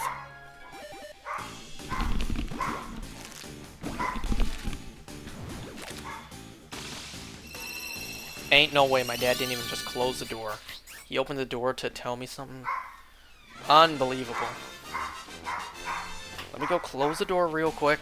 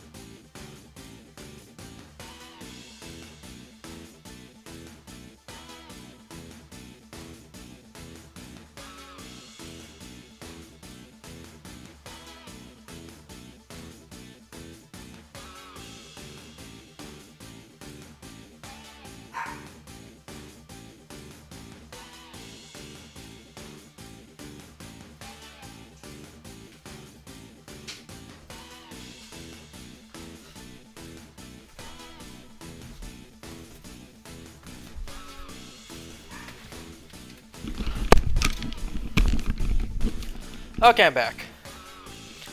I just went around and also turned off all the lights not being used in the house, because my family never does that.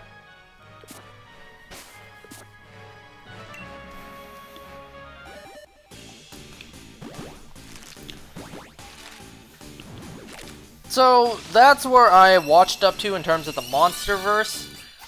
Up next, I'll be watching Godzilla vs. Kong. I was meant to watch that like 3 years ago when it first came out. I even said I would, and clearly I didn't.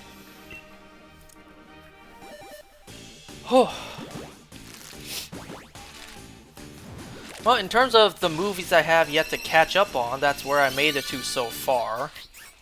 Now, yesterday night, my friends and I, we went out for dinner. We came back to my place to chill. 2 of my friends got extremely drunk. Thank God they were not the ones driving. The movie we ended up watching was Ready or Not. You know, starring Samara Weaving. We watched this because the same director made Abigail, which we watched a couple months ago. Notice a lot of similarities between the 2 films. Supposedly, we saw online that this is like a sequel to Abigail. Not really. Like, maybe it takes place in the same world. Even if it does, it doesn't matter because there's no connections at all.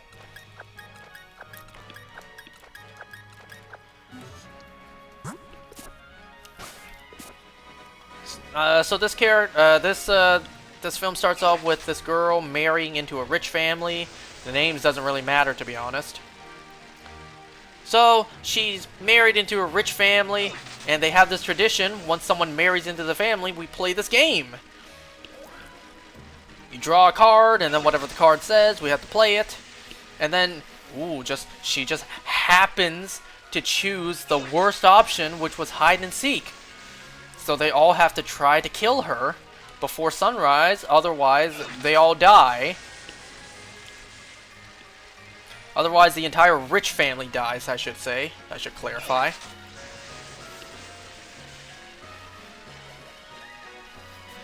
You know, at first I was thinking like, man, that's some bullshit. You know damn well the family won't die if they fail to kill her before dawn, before sunrise.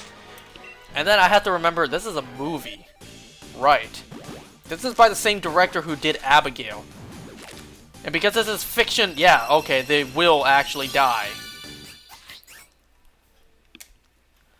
So they try to hunt her down the entire night.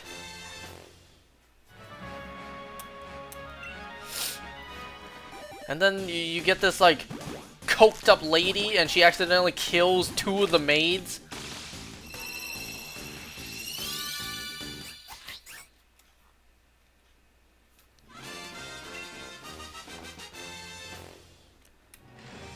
So, her newly married husband, who's part of the rich family, obviously he would not want his new wife to be killed by his family.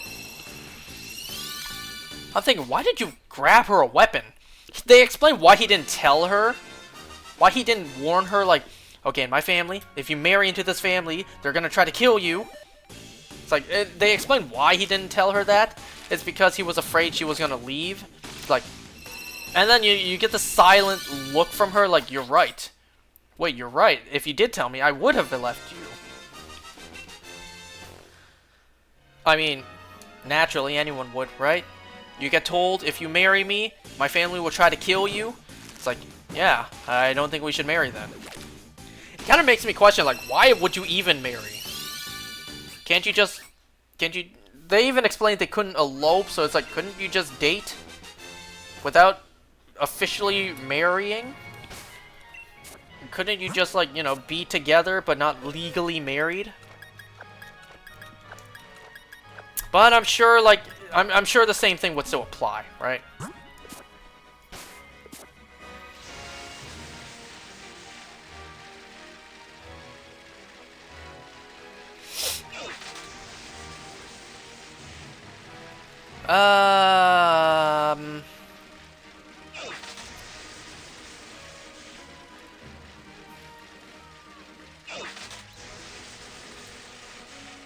Man, the butler, the ridiculous butler who just loves blasting music a little too loud. Man, I tell you, if I was this girl, I would have killed him so long ago.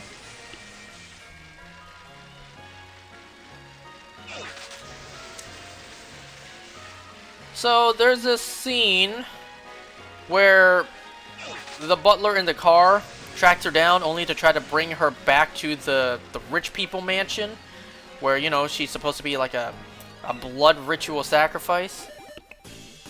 But it's like, okay, you choked him out without killing him. You get in this car and drive away. And then you call roadside service. Seriously? You call the roadside service. You're like, there are people trying to kill me. Can you please call the police? The guy on the other end is like, your vehicle is reported stolen. I'm sorry, but protocol dictates I have to remotely power down the car. It's like, you can do that? Like, did you not listen to the part where she said people are trying to kill her? At first I thought he was in on it, like he was part of it. He was with the family. But I guess not, he just was genuinely an idiot doing company protocols. Ignoring, oh, people are trying to kill you? Well, protocol dictates that this vehicle stolen, I must shut it down remotely. Like, that's a thing?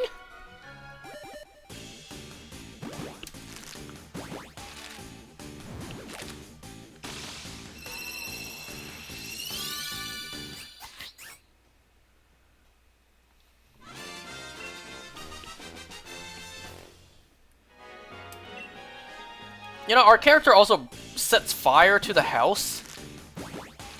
God damn, that, you know, for being rich people, you would imagine a big house, but like, that fire spread slowly. It took like, you guys know how fast fire spreads?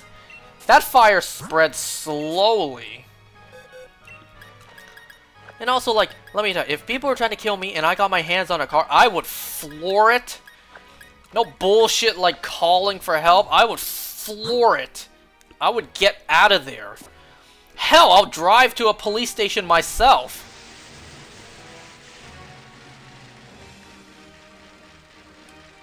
And why did...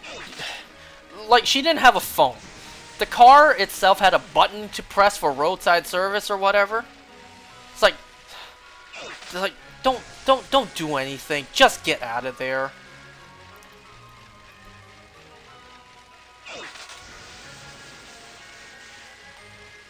And then what was really weird was, so she was driving away at a fair distance. Like, after she choked out the butler guy, she started driving away for, I assume, a fair distance. She didn't call the roadside service immediately. So, once the car was was remotely turned off, the butler just showed up right next to the car. Like, how did you get there so fast?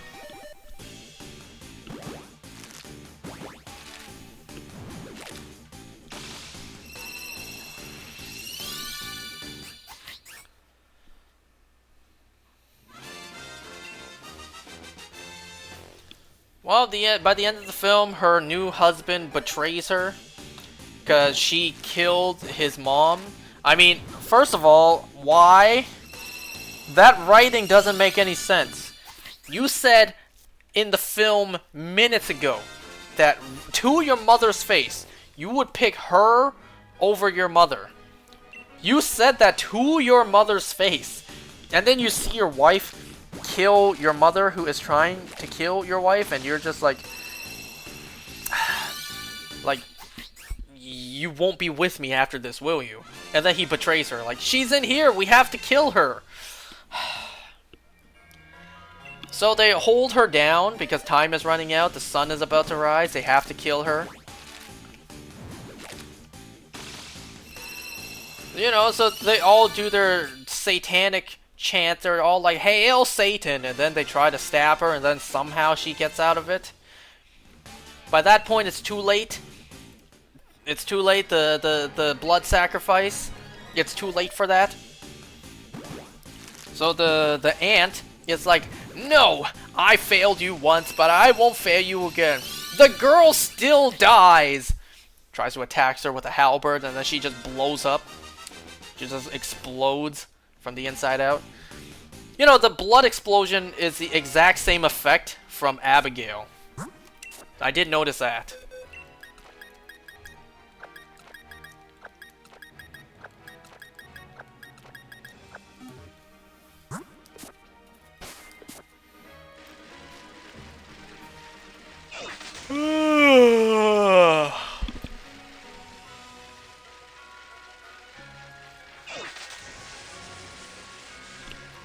You know, before her new husband dies, she's just like, "I want a divorce," takes off the wedding ring. But like, yeah, you want a divorce, but like, it's not legal yet. You didn't sign on the paper like you are now divorced. Excuse me.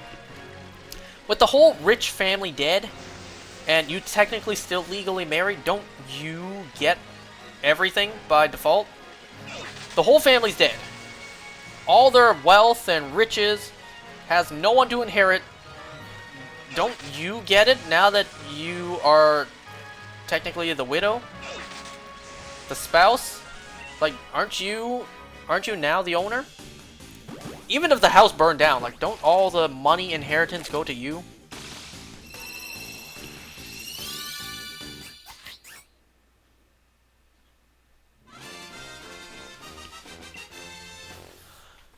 You know, the sad thing is, like, there's no follow-up. There's not ever going to be a follow-up to what happened to this character, our main character.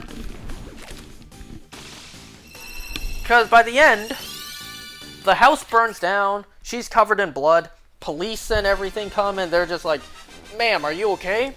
Jesus Christ, what happened to you? She's just like, "In-laws. Won't she look guilty?" She's covered in blood. The house burned down. She's the only survivor. Won't she look guilty? I mean, it's like innocence until proven guilty, right? But like, you can't exactly prove... Well, you can't really prove anything. You can't prove innocence or guilty. So like, would they really let her just walk away? Like, we want our character, our main character, to get a happy ending.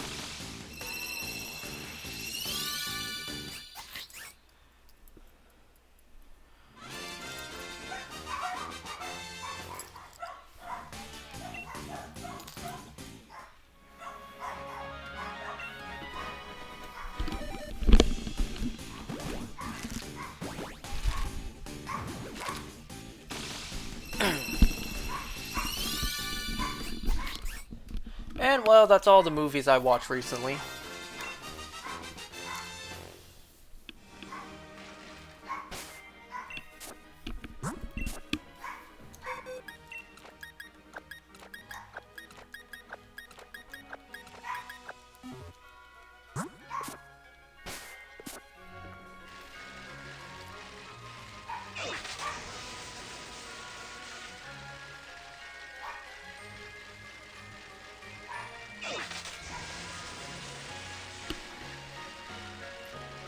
Well, now that I've ran out of movies to talk about.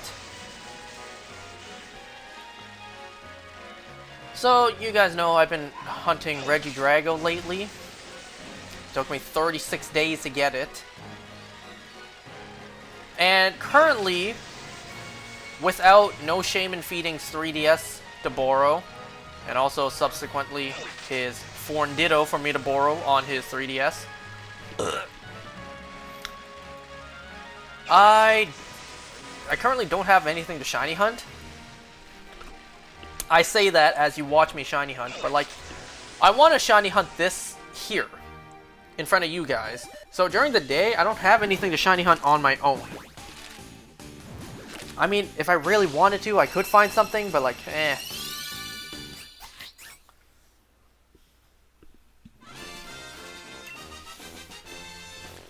So now that I'm done with shiny Regidrago, which took me over a month to get, man, I'm bored out of my mind during the day. I don't have anything to shiny hunt.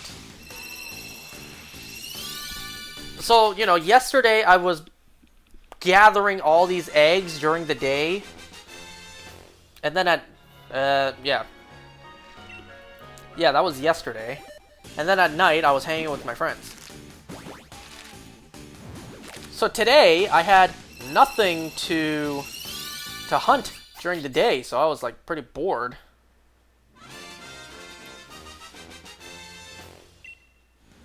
And then I remembered, right, there's something else that I still needed to do that I haven't done yet because I've been too busy shiny hunting.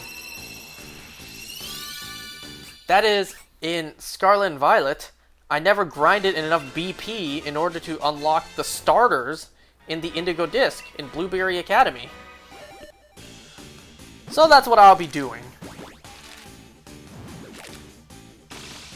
I will need to grind for a shit ton of BP to unlock all the starters, because I haven't done that yet.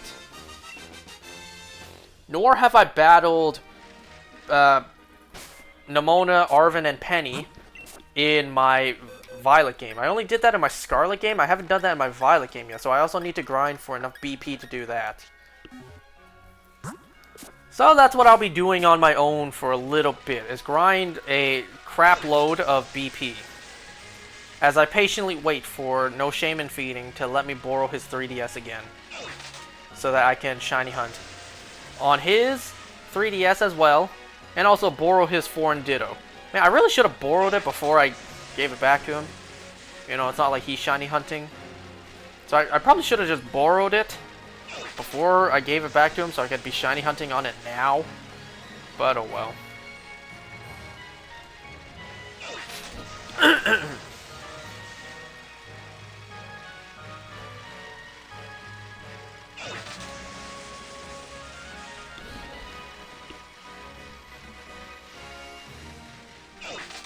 And with that, I have ran out of things to talk about. I don't know if I'm going to be able to hatch all these eggs today. If so, great. But if there's no shiny in one of these, then that's not great.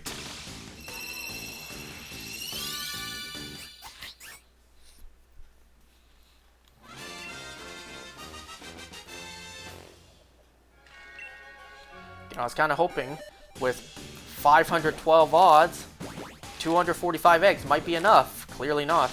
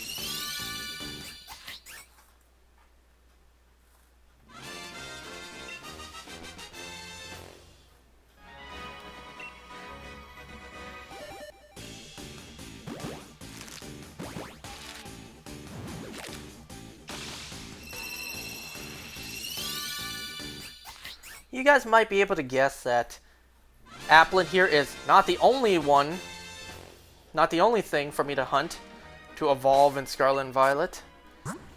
A certain other Pokemon also got a new evolution. And yes, I'll be hunting for that too. But first, this.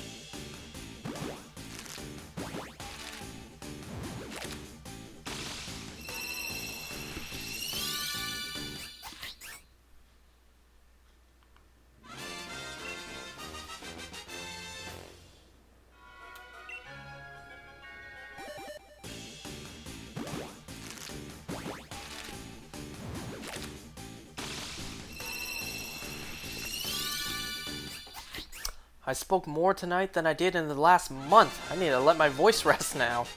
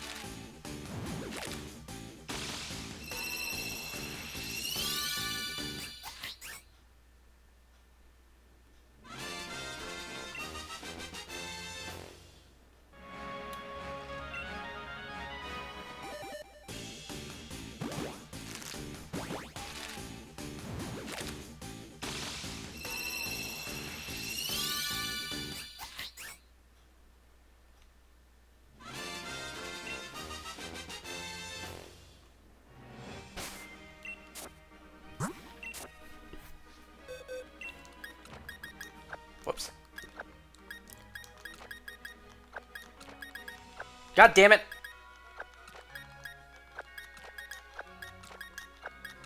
How many more boxes do I have? Literally one. I could probably hatch all of these by tonight.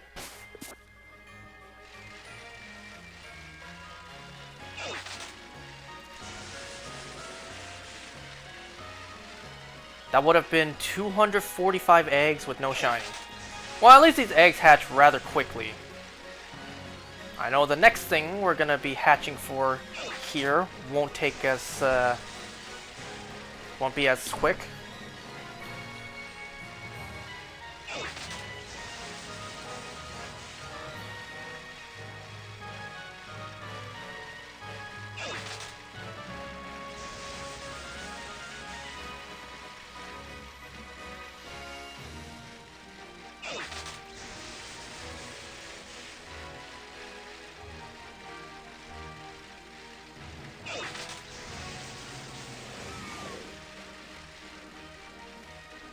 Oh yeah, I forgot to mention, I got a shiny Horsey in Pokemon Go today.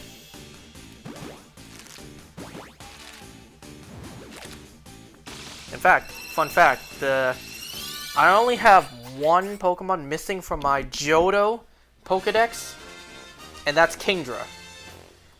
I just never bothered to evolve one. Should I evolve one now that I have a shiny? Actually, I have two shiny. This is my second ever shiny Horsey in Pokemon Go. So we'll see if I ever get around to that.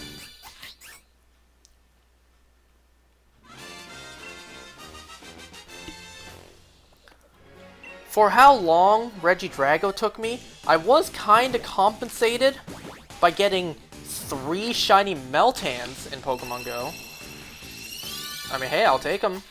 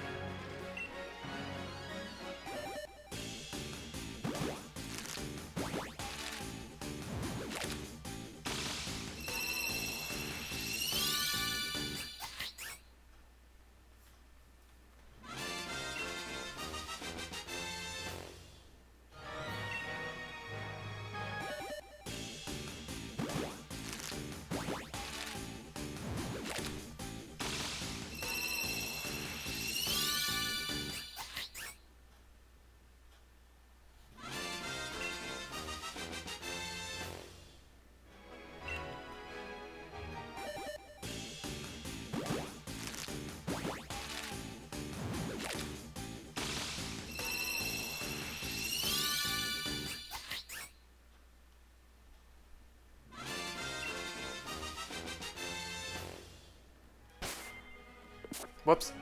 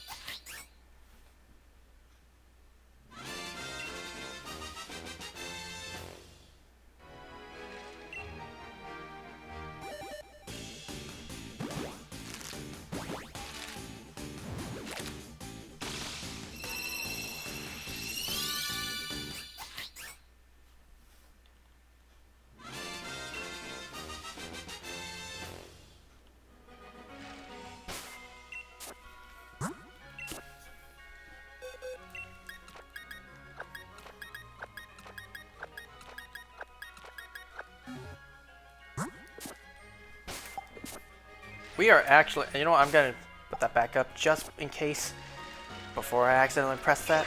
We're very close to the end. Like, I'm about to run out of eggs. After this batch, I have 1 box left.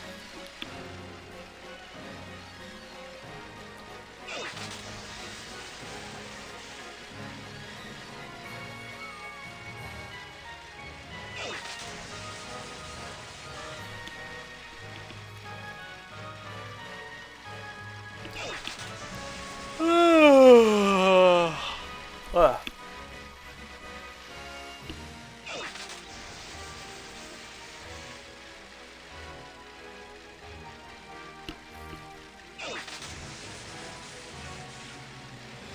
I also had just an alright night of sleep last night.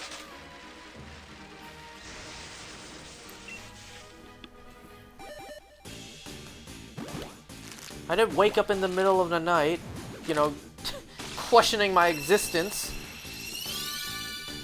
You ever get that? You ever wake up suddenly as like, where am I? What happened? Like, you ever get those moments? Like when you take a nap during the day, you wake up and it's nighttime, like, how long was I asleep?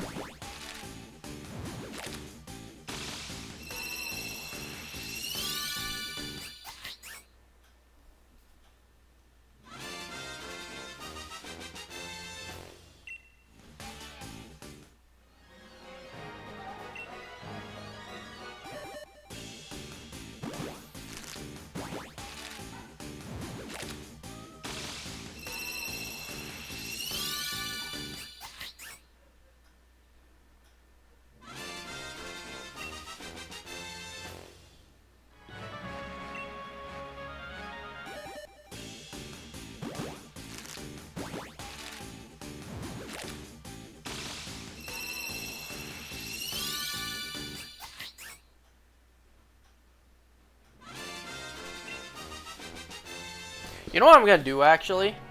Wait, how many more eggs do I have right now? 1 more. I'll hatch 1 more.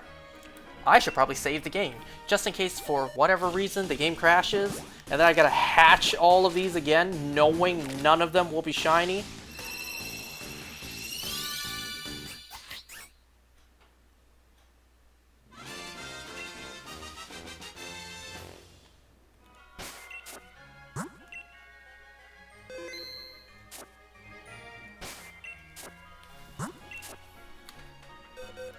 Whoops.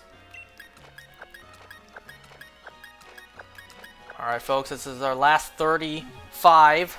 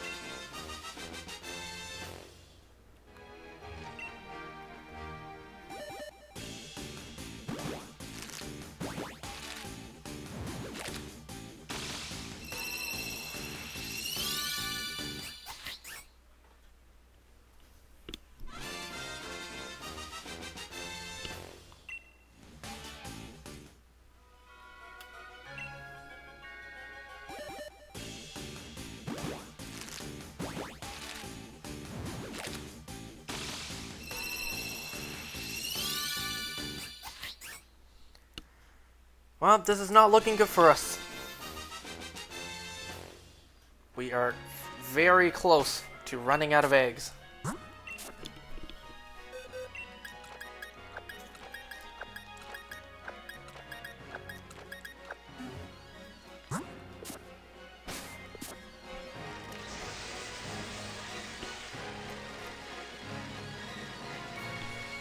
Unless one of these remaining 25 wants to be the 1 in 512.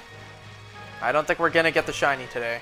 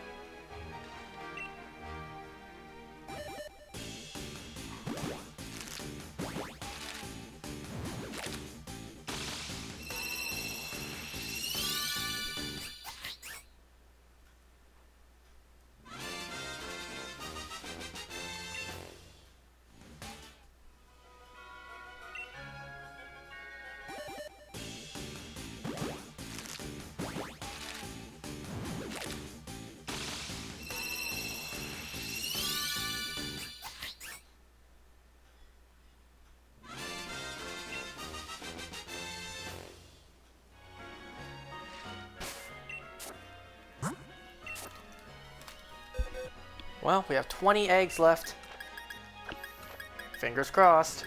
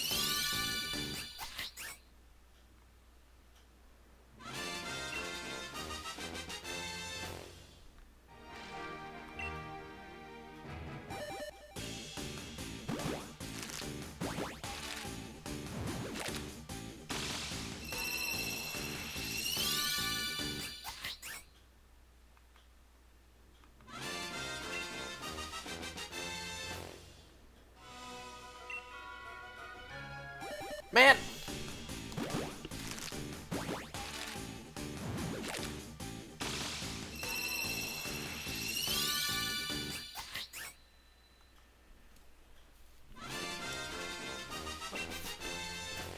Y'all think that was a bot or a genuine chatter?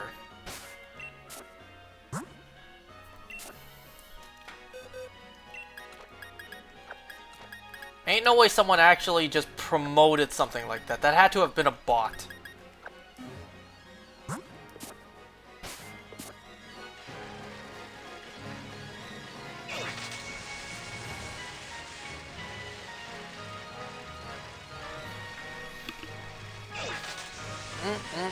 Tisk, tisk, tisk.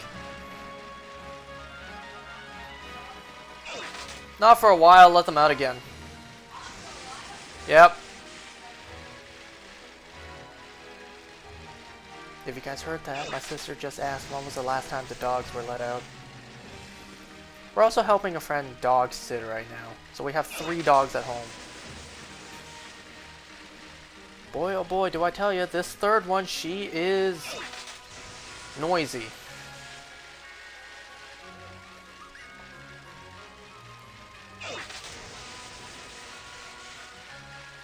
She pees a lot in the house, too.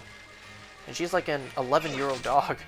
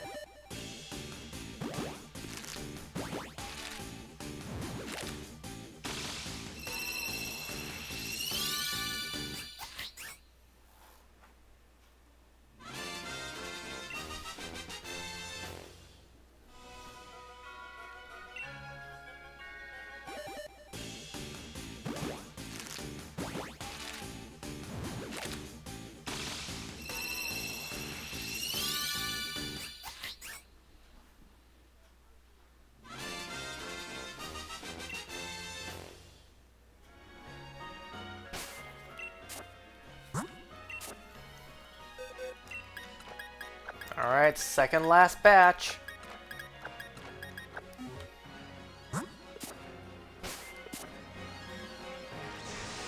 Will we get lucky enough to get it within this last 10? These last 10 eggs?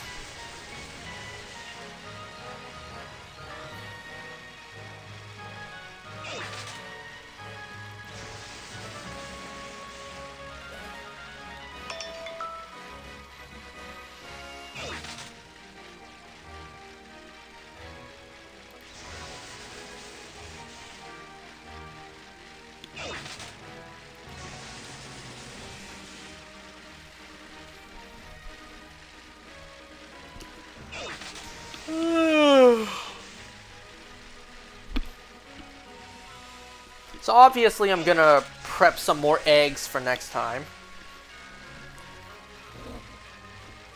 I think 8 boxes is like, you know, it's actually not that bad.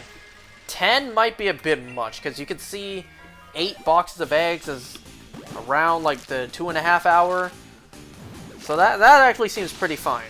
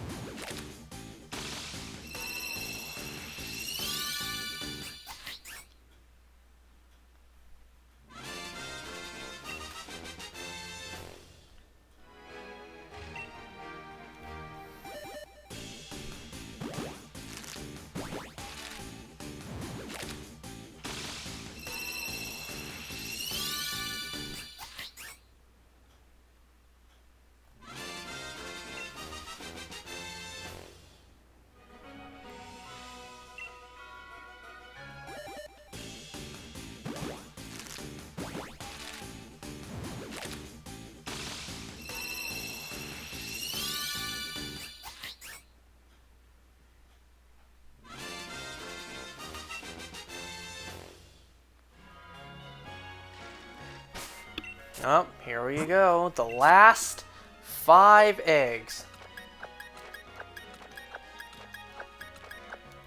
There's no more after this.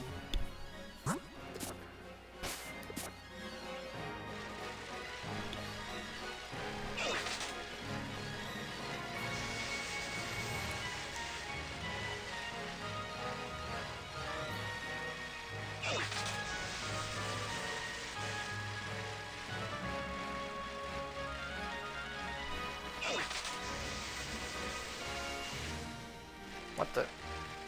Why did it slow down?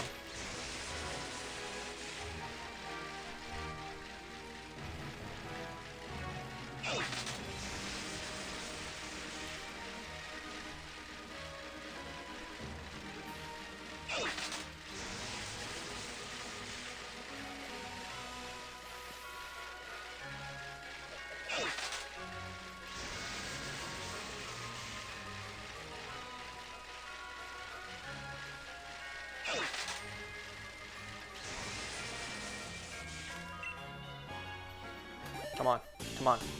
Last 5 eggs, please.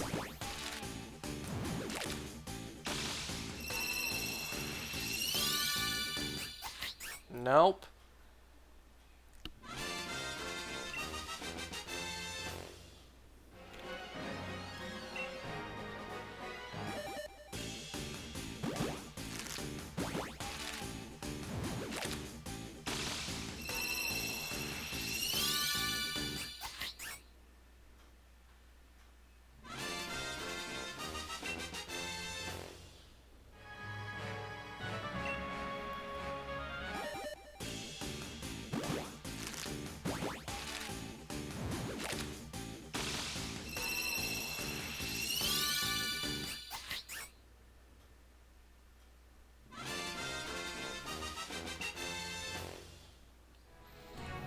I think this is the second last egg. Yep. Come on, second last. Second last. Come on.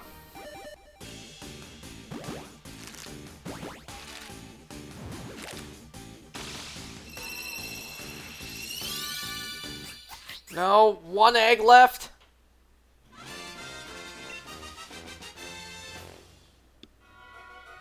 Come on, please. Last one.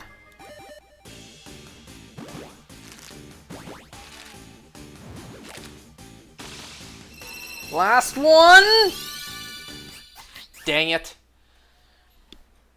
No shiny today. 245 eggs, no shiny. You know what I'm gonna do also, before I go? I am going to come over here, and I'm going to pick up this egg. This will be the first egg we hatch next time.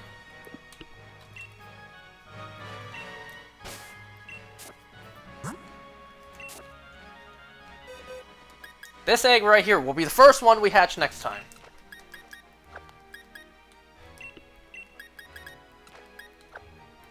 $245 eggs, no shiny. Well, that's a shame. I'll prepare more eggs, and we'll hunt more next time. So thanks for watching, everybody. See you next time. Goodbye.